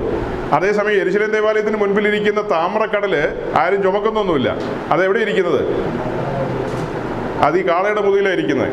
ഈ 12 കാള 12 അപ്പോസ്തലന്മാരെയാണ് കാണിക്കുന്നത്. അതിന് മുതുകിലിരിക്കുന്ന ഈ താമ്രക്കടല് ചേർത്ത് വെച്ച് ഒറ്റ കാര്യം നമ്മൾ പറയും. അതായത് വിശ്വാസ സ്നാനം എന്ന് പറയുന്നത് അപ്പോസ്തോലിക ഉപദേശമാണ്. വിശ്വാസ സ്നാനം എന്ന് പറയുന്നത് അപ്പോസ്തോലിക ഉപദേശം എന്നുള്ളത് സ്ഥാപിക്കാൻ വേണ്ടിയൊക്കെയാണത് പറഞ്ഞുകൊണ്ടുവരുന്നത്. ഒറ്റവാക്കി പറഞ്ഞാൽ പിടിയിട്ടില്ലായിരിക്കും, പക്ഷെ വിശദീകരിക്കേണ്ടതാണ്. സൂചന തന്നല്ലോ, ഒരു സൂചന. അപ്പോൾ 2 അവസ്ഥ കാണിക്കും. സമാഗമന കൂടാരത്തിൽ കുറച്ച് വെള്ളമേ ഉള്ളൂ. സമാഗമന കൂടാരത്തിൽ താമ്രത്തൊട്ടിയിൽ കുറച്ച് വെള്ളമേ ഉള്ളൂ. അതേസമയം യെരുശലേം ദേവാലയത്തിന് മുൻപിലിരിക്കുന്ന താമ്രക്കടലിൽ അതിനകത്ത് ഇത്രയോ ഗ്യാലൻ വെള്ളമാണെന്നറിയാവോ? അപ്പോൾ അത് പരിശുദ്ധാത്മാവിന്റെ പ്രവർത്തനമായിട്ട് പറയും. നമ്മൾ വിശ്വസിക്കുന്നവന്റെ ഉള്ളിൽ നിന്ന് തിരുവെടുത്ത് പറയുന്ന പോലെ നദി ഒഴുകണമെങ്കിൽ വെള്ളം വേണ്ടേ? അപ്പൊ അതൊക്കെ വേറെ കാര്യം. അപ്പൊ ഈ പുള്ളി എന്താ ചെയ്തത്? ആഹാസ്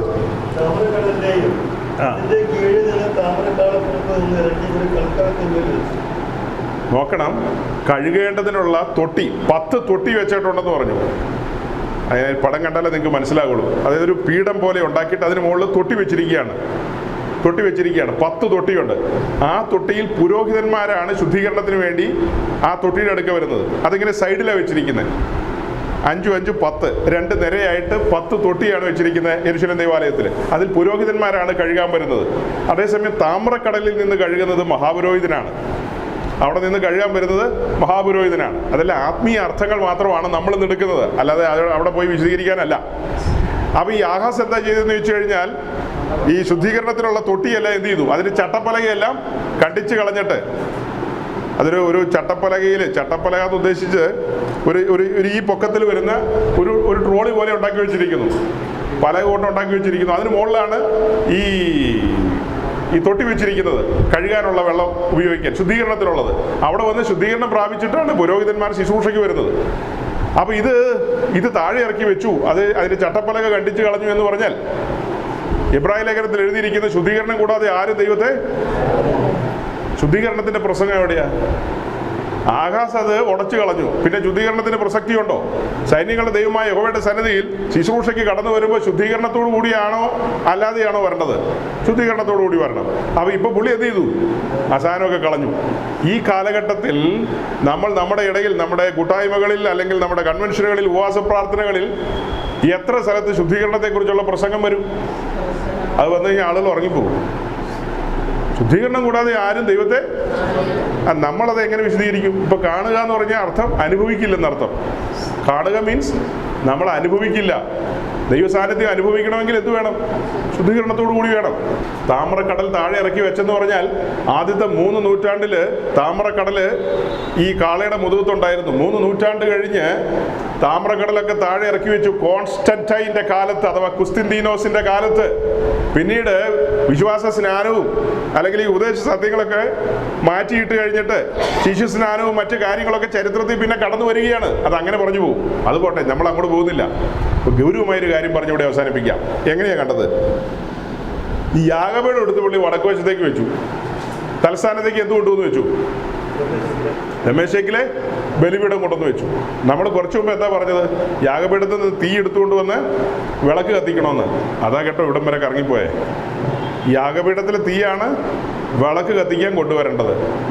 അത് പ്രമാണമാണ് നിങ്ങൾ പറഞ്ഞത്. ഞാൻ ചോദിച്ച ചോദ്യം ഇത്രേ ഉള്ളൂ, എവിടെ യാഗപീഠം എന്നാ? യാഗപീഠം എവിടെയാ? യാഗപീഠം ഉണ്ടോ ഇപ്പോൾ ഇവിടെ? അവിടെ ഇരുന്ന യാഗപീഠം ആരുണ്ടാക്കിയതാ? ശ്രദ്ധിക്കണം, അവിടെ ഇരുന്ന യാഗപീഠം ആരുണ്ടാക്കിയതാ? ഈ ആഹാസിന്റെ വലിയ വല്യപ്പനായ ദാവീദിന് ലഭിക്കപ്പെട്ട അളവിൽ ശലോമോൻ പണിത യാഗപീഠമല്ലേ അത്?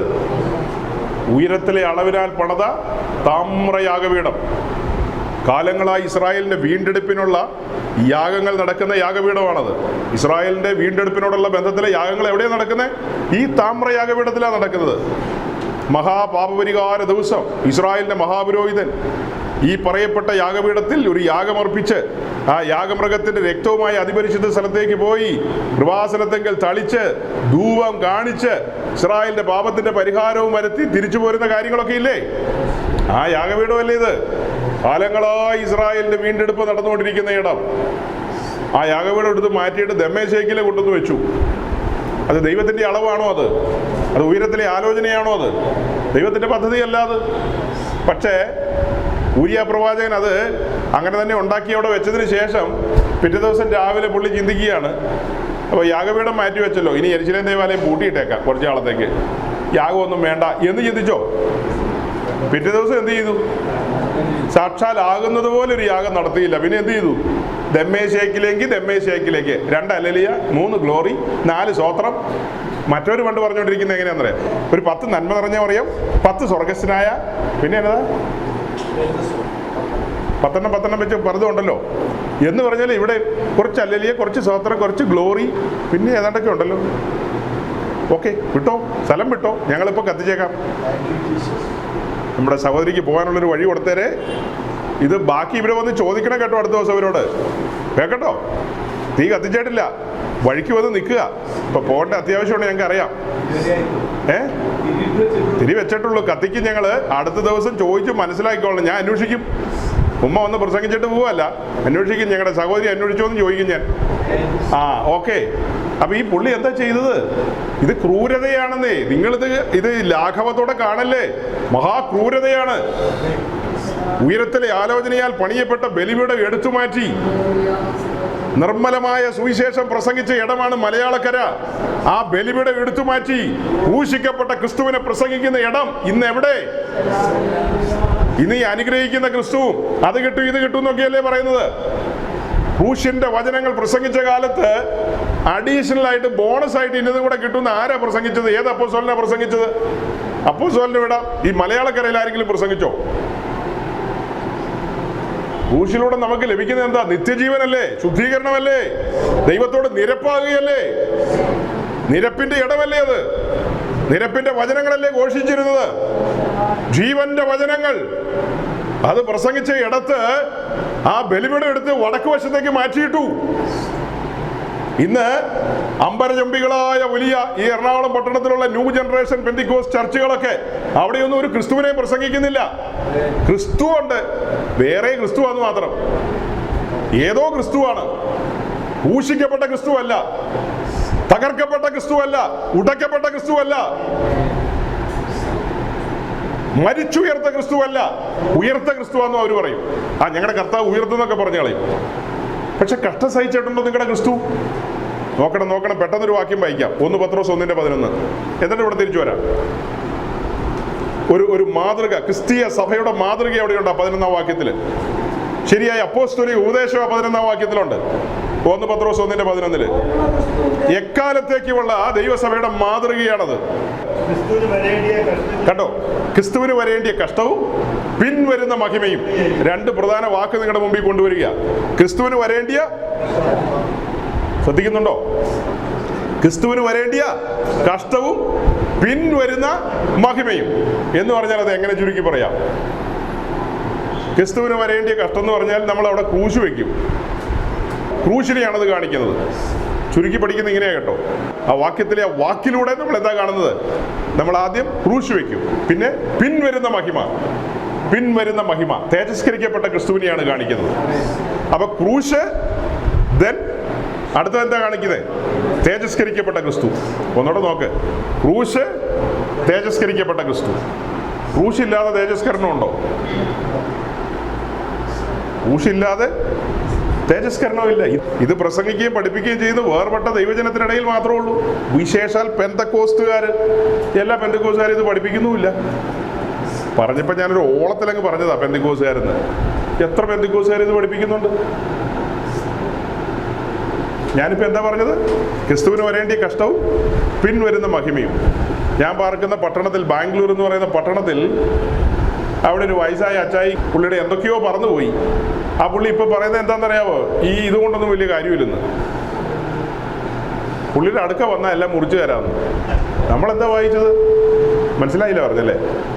പുള്ളി എല്ലാം മുറിച്ചു തരുമെന്ന്, ശാപമൊക്കെ മുറിച്ചു തരുമെന്ന്. വീഡിത്തങ്ങൾ. ഇതൊന്നും എത്രയോ നൂറ്റാണ്ടായി പ്രസംഗിച്ച് കിടക്കുന്നു. ഇങ്ങനെയുള്ള കാര്യമൊന്നും ഇവർക്ക് വെളിപ്പെടുന്നില്ല. ഇതൊക്കെ പ്രസംഗിച്ചാൽ 10,000-20,000 പേര് സഭയിൽ വരുമോ?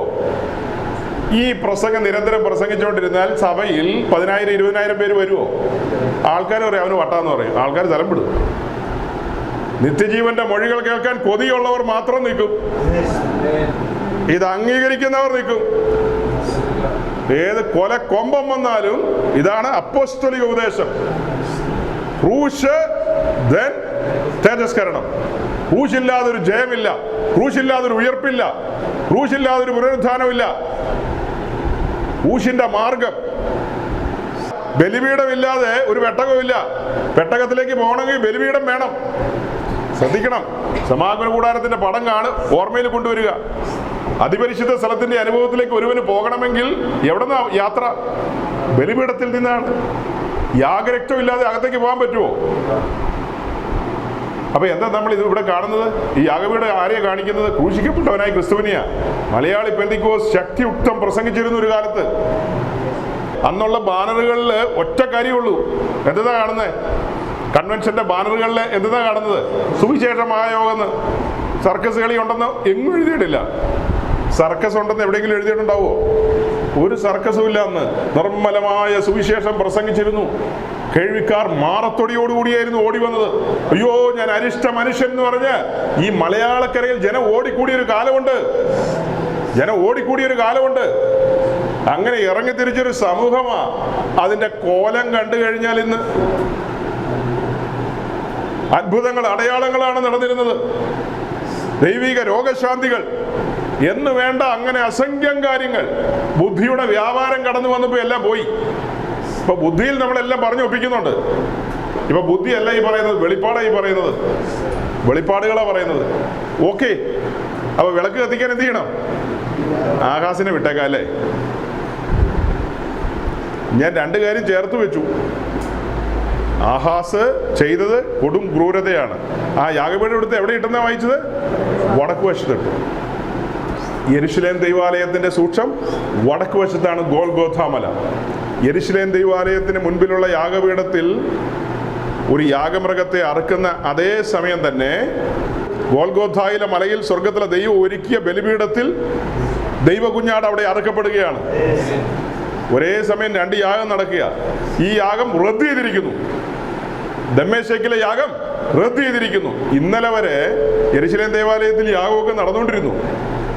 അപ്പൊ ഈ ആഹാസ് ചെയ്ത കാര്യം ചരിത്രത്തിൽ നമുക്ക് പഠിക്കാൻ വേണ്ടിയിട്ടാണ് ഈ വടക്ക് വശമൊക്കെ എഴുതി വെച്ചിരിക്കുന്നത്. അന്ന് ഈ യാഗപീഠം എടുത്ത് വടക്ക് വശത്ത് കൊണ്ടുപോയി മാറ്റിയിട്ടില്ലേ? ലോകം തള്ളിയ യാഗപീഠം.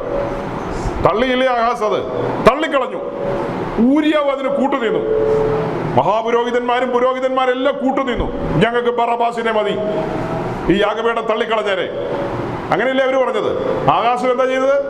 ദമ്മേശേക്കിലെ മതി, ഇത് വേണ്ട. ഉയരത്തിലെ അളവിനാൽ പിതാക്കന്മാരിലൂടെ ലഭിച്ച ഈ ബലിപീഠം മാറ്റിക്കളഞ്ഞു. എന്നിട്ട് ദമ്മേശേക്കിലെ കൊണ്ടുവച്ചു. അത് തന്നെ ചരിത്രത്തിൽ സംഭവിക്കുക. മഹാപുരോഹിതന്മാരും സകല സൻഹദ്രി സംഘവും അവനെ തള്ളിക്കളഞ്ഞു. വടക്ക് വശത്തേക്ക് തള്ളിക്കളഞ്ഞു, ഗോൽഗോഥായിലേക്ക്. വടക്ക് വശത്ത് എത്ര കൃത്യമാണ് ദൈവത്തിന്റെ പരിശുദ്ധാത്മാവ് ഇത് രേഖപ്പെടുത്തിയിരിക്കുന്നത്. ദൈവത്തിന്റെ ജ്ഞാനം, ചരിത്രം ചേർത്ത് വെച്ചല്ലേ നമ്മൾ കാണുന്നത്. അത്യത്ഭുതകരമല്ലേ അത്? അല്ലേ? എത്ര അത്ഭുതകരമായ നിലയിലാണ് ചരിത്രം ചമയ്ക്കപ്പെട്ടത്. നമ്മുടെ കർത്താവിന്റെ ക്രൂശ് മരണം. ഇനി നമ്മൾ നേരെ ആദ്യം പറഞ്ഞതിലേക്ക് വരാം. ബലിപീഠത്തിൽ തീ കത്തുന്നുണ്ട്. ആ തീ എവിടെ കൊണ്ടുവരണം? വിളക്ക് കത്തിക്കാനായിട്ട് കൊണ്ടുവരണം. അങ്ങനെ ബലിപീഠത്തിലെ തീക്കലശത്തിലൂടെ എടുത്ത്, ഫയർ പാൻ എന്ന് പറയും, തീക്കലശത്തിലൂടെ എടുത്തുകൊണ്ട് വന്നാണ് ഈ വിളക്കിന്റെ തിരി കത്തിക്കുന്നത്. അപ്പോൾ തിരി കത്തിച്ചല്ലോ. കത്തിക്കഴിഞ്ഞപ്പോഴല്ലേ ഈ പറഞ്ഞ കാര്യങ്ങളൊക്കെ, അതായത് വിളക്ക് കാണുന്ന കാര്യമൊക്കെ പറഞ്ഞത്. ഇനിയാണ് ശ്രദ്ധിക്കേണ്ടത്. ഇനി വളരെ ശ്രദ്ധിക്കേണ്ട കാര്യമാണ്. എന്താണ് ശ്രദ്ധിക്കേണ്ടത്? തിരി എവിടെയാണ് കിടക്കുന്നത്? തിരി എങ്ങനെയായിരിക്കും കിടക്കുന്നത്? തിരി എങ്ങനെയായിരിക്കും സഹോദരിമാരെ? സാധാരണ നിങ്ങൾ ഈ കണ്ടിട്ടില്ലേ, പണ്ടൊക്കെ വിളക്ക് കത്തിച്ചിട്ടില്ലേ? അതിൽ എണ്ണയിൽ എങ്ങനെയാണ് തിരി വെക്കുന്നത്? തിരി ഒരു ഇറ്റ് പുറത്തേക്ക് വെച്ചിട്ട് ബാക്കി എവിടെ കിടക്കും? എണ്ണയിൽ മുങ്ങി കിടക്കും. അതിൻ്റെ അഗ്രം മാത്രം എന്ത് ചെയ്യും? പൊങ്ങിയിരിക്കും, അല്ലേ? ഒരഗ്രം. ആ അഗ്രത്തിലാണ് എന്ത് ചെയ്യുന്നത്? തീ കത്തിക്കുന്നത്. ആ അഗ്രം കത്തിക്കൊണ്ടിരിക്കും, ബാക്കി എവിടെ കിടക്കും? പരിശുദ്ധാത്മാവിൽ നിറഞ്ഞു കിടക്കുന്ന അനുഭവമാണത്. അങ്ങനെ നിറഞ്ഞു കിടക്കുമ്പോഴാണ് കത്തുന്നത്. ഒരു തുള്ളി 2 തുള്ളി എണ്ണയ്ക്കകത്ത് തിരി വെച്ച് കഴിഞ്ഞാൽ കുറച്ച് കഴിയുമ്പോൾ എന്ത് ചെയ്യും? ആലിയ അത്രേ ഉള്ളൂ. 2 ആലിയ 3 സ്വോത്രം, പരിപാടി തീർന്നു.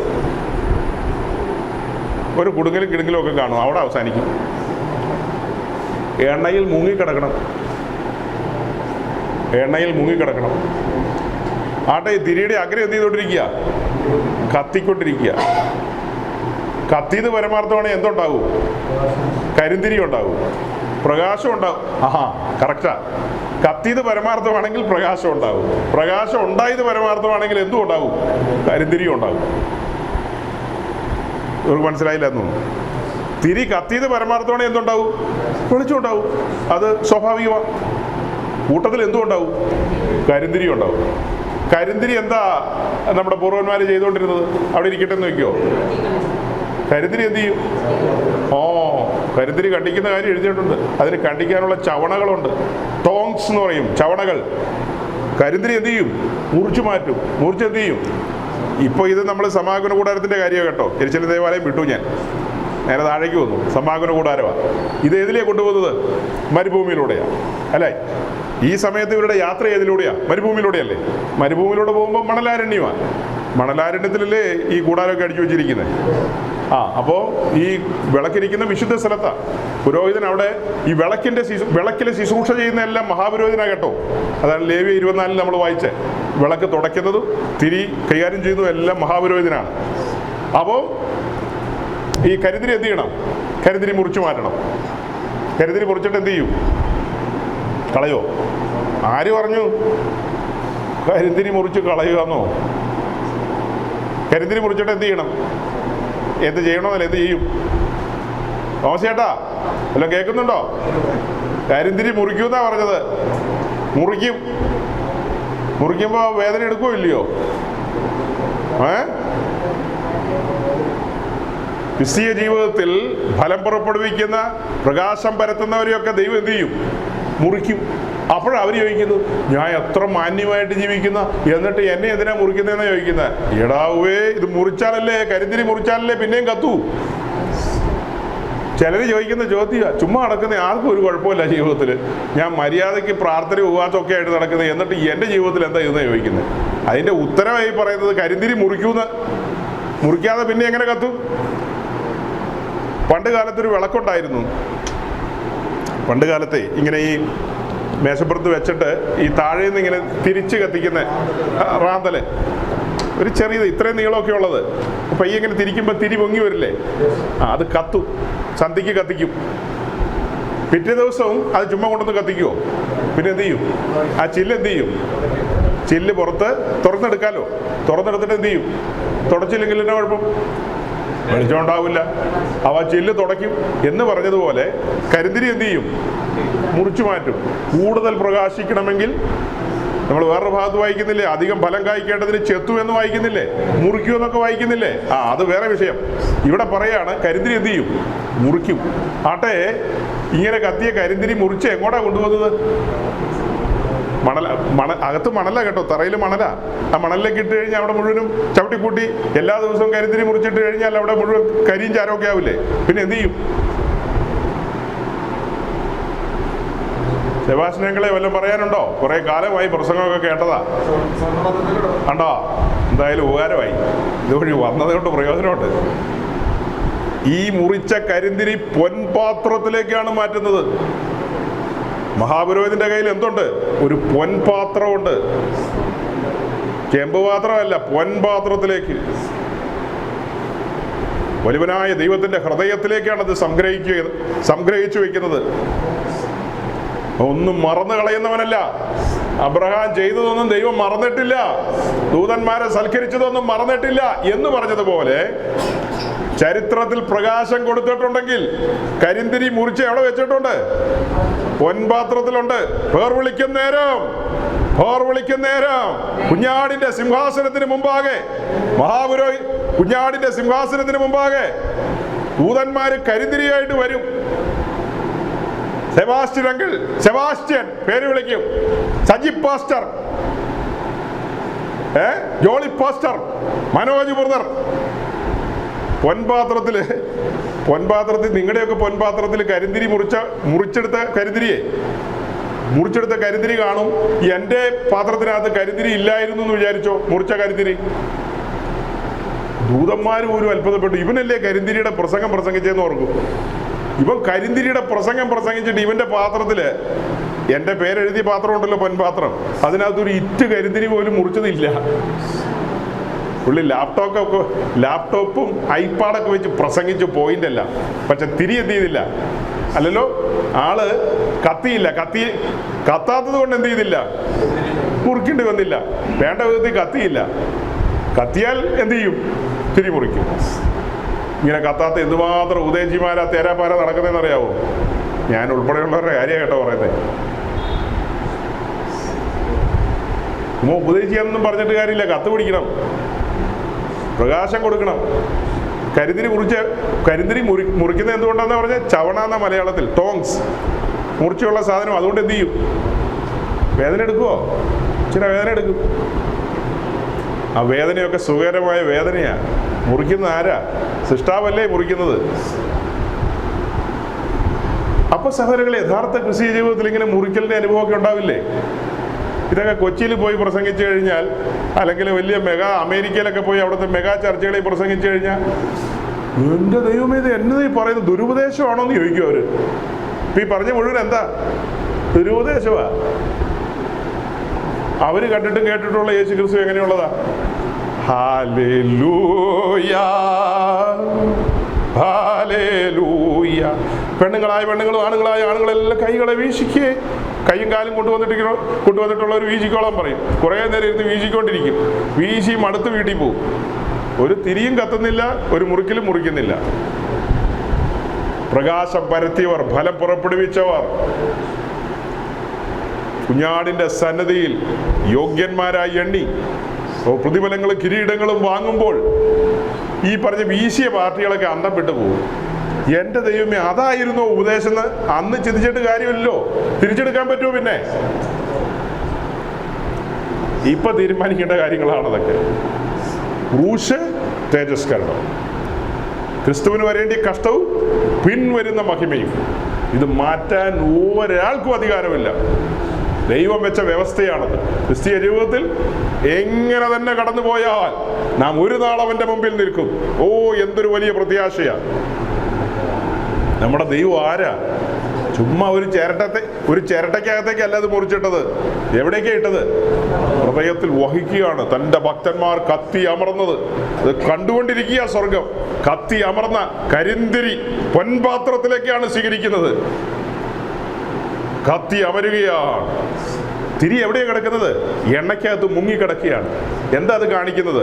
ദിവസേന മരിക്കുകയാണ്, മുങ്ങിക്കിടക്കുകയാണ്. തിരിയുടെ അഗ്രമല്ലേ പുറത്തേക്ക് വരുന്നുള്ളൂ. ആ കത്തുന്ന പ്രകാശത്തിൽ എന്താ വെളിപ്പെട്ട് കാണുന്നത്? തിരിയുടെ അഗ്രത്തിലാണല്ലോ പ്രകാശം വരുന്നത്. ആ പ്രകാശം എങ്ങോട്ടാ വീഴുന്നത്? വിളക്കിലേക്കാണ് വീഴുന്നത്. തിരി ആരും കാണുന്നില്ലെന്നേ. തിരി എവിടെയാ കിടക്കുന്നത്? മുങ്ങിക്കിടക്കുകയാണ്. തിരി ദിവസേന കത്തിക്കൊണ്ടിരിക്കുകയാണ്, അല്ലെങ്കിൽ തിരി ദിവസേന മരിച്ചുകൊണ്ടിരിക്കുക. പൗലോസ് എന്താ പറഞ്ഞത്? ഞാനോ ദിവസേന മരിക്കുകയാണ്, ദിവസേന മരിക്കുകയാണ്. മനസ്സിലാകുന്നുണ്ടോ സഹോദരങ്ങളെ? മനസ്സിലാകുന്നില്ലേ? പറ. തിരി ദിവസേന കത്തുന്നു, അതുകൊണ്ട് കരിന്തിരി ഉണ്ടാകുന്നു, കരിന്തിരി മുറിച്ചു മാറ്റുന്നു.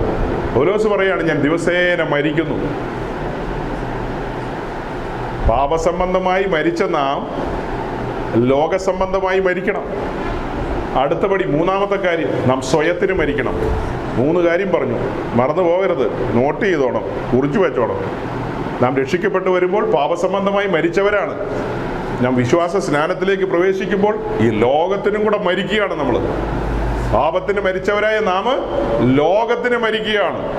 മുന്നോട്ടുള്ള യാത്രയിൽ യോർദാൻ കടക്കേണ്ടതുണ്ട്. ആ നാം നമ്മുടെ സ്വയത്തിന് വേണ്ടി മരിക്കേണ്ടതുണ്ട്. ഇനി ജീവിക്കുന്നത് ഞാനല്ല, എന്നിൽ ക്രിസ്തു അത്രേ.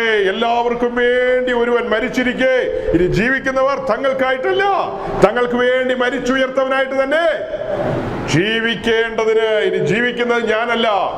തിരി എണ്ണയ്ക്കകത്ത് എന്ത് ചെയ്യുക? മുങ്ങിക്കിടക്കുകയാണ്. എണ്ണയ്ക്കകത്ത് മുങ്ങിക്കിടക്കുകയാണ്. അഗ്രം മാത്രമേ പുറത്തുള്ളൂ. ആ അഗ്രത്തിൽ തീ കത്തുപിടിച്ചിരിക്കുകയല്ലേ. ആ അഗ്രത്തിലാണ് പ്രകാശമുള്ളത്. ഇതെല്ലാം മനോഹരമായ വെളിപ്പാടുകളാണ്. ഇത് ക്രിസ്തുവിനെയും തൻ്റെ സഭയെയും കുറിച്ചുള്ള വെളിപ്പാടുകളാണ്. അപ്പോൾ ആ വിളക്കുമായി ബന്ധപ്പെട്ട് ഇപ്പോൾ പറഞ്ഞതിനകത്ത് 3 കാര്യമുണ്ട്. ഒന്ന്, വിളക്ക് ക്രിസ്തുവിനെ കാണിച്ചു. എണ്ണ പരിശുദ്ധാത്മാവിനെ കാണിച്ചു. തിരി ആരെ കാണിച്ചു? നമ്മെ കാണിച്ചു. മനോഹരമായൊരു കാഴ്ചയല്ലേ അത്?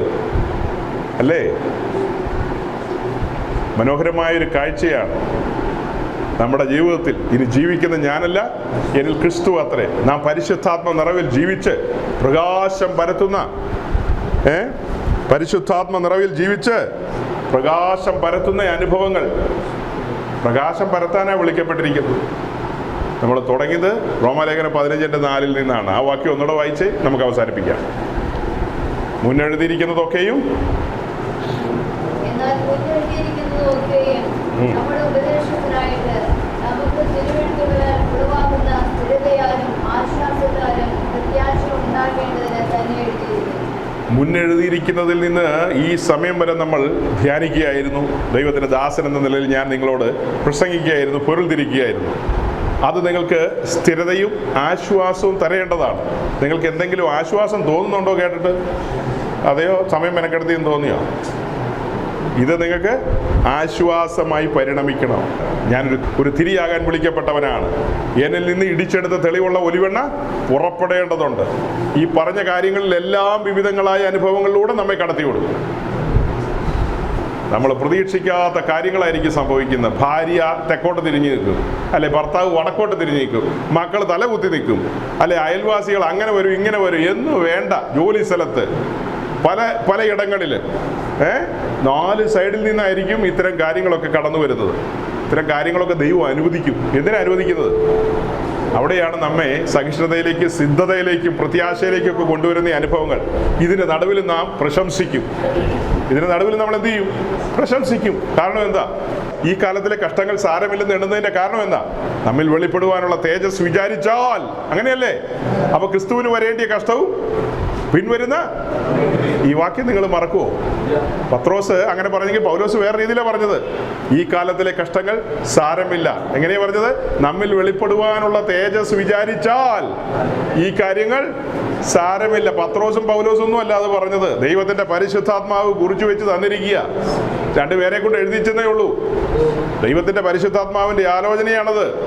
ഈ കാലത്തിലെ കഷ്ടങ്ങൾ നൊടി നേരത്തേക്കുള്ളൂ. ഇതൊക്കെ വെളിപ്പെടാൻ പോകുന്ന തേജസ്സിന്റെ നിത്യ കനമോർത്താൽ ഇതാണ് സത്യപാത, ഇതാണ് സത്യമാർഗം. ഇത് കണ്ടെത്തുന്നവർ ചുരുക്കമത്രേ. ഭൂരിപക്ഷം പേരും ഇതൊന്നും കേട്ട് ആസ്വദിക്കില്ല. അവർ ദമ്മേശേക്കിലെ ബലിപീഠത്തിന്റെ പിറകെ സഞ്ചരിക്കുകയാണ്, പുതുമകളുടെ പിറകെ സഞ്ചരിക്കുകയാണ്, പുതുമകളുടെ പിറകെ സഞ്ചരിക്കുകയാണ്. ജാതികളുടെ സമ്പ്രദായങ്ങൾ കൊണ്ടുവരികയാണ് അകത്തേക്ക്, ജാതികളുടെ രീതികൾ കൊണ്ടുവരികയാണ്. ഭൂഷിക്കപ്പെട്ടവനായി ക്രിസ്തുവിനെ മാറ്റിയിടുകയാണ്. മാറ്റിയിട്ടിട്ട് തങ്ങളുടെ ബുദ്ധിയിലും മനോബോധത്തിലും വരുന്ന കാര്യങ്ങളെ പ്രഘോഷിക്കുകയാണ്. അങ്ങനെ ജനം ആത്മീയത്തിൽ ആരോഗ്യമില്ലാത്തവരായി തീരുകയാണ്. കാര്യങ്ങളെക്കുറിച്ച് ബോധ്യമില്ലാതെ, സ്ഥിരതയില്ലാതെ ആടി ഉലയുന്ന അവസ്ഥകൾ, അതുപോലെ തിരയടിക്കുന്ന പോലത്തെ മനസ്സിനുടമകളായി മാറുകയാണ് ആളുകൾ. ഉറപ്പില്ലാത്തവരായി മാറുകയാണ്.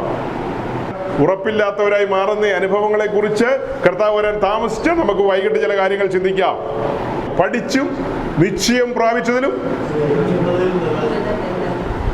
നിശ്ചയം പ്രാപിച്ചു നിൽക്കണം, നിശ്ചയമുള്ളവരായി തീരണം. എന്തായാലും സമയം വളരെ അധികരിച്ചു. നിങ്ങൾ ഇത്രയും സമയം ദൈവവചനത്തിന് മുമ്പാകെ ആയിരുന്നു. ഞാൻ അധികം വാക്കുകളൊന്നും ഉപയോഗിക്കാതെ വാക്കുകൾ അങ്ങ് ചുരുക്കിയാണ്. ദൈവം നിങ്ങളെ അനുഗ്രഹിക്കട്ടെ. Thank you.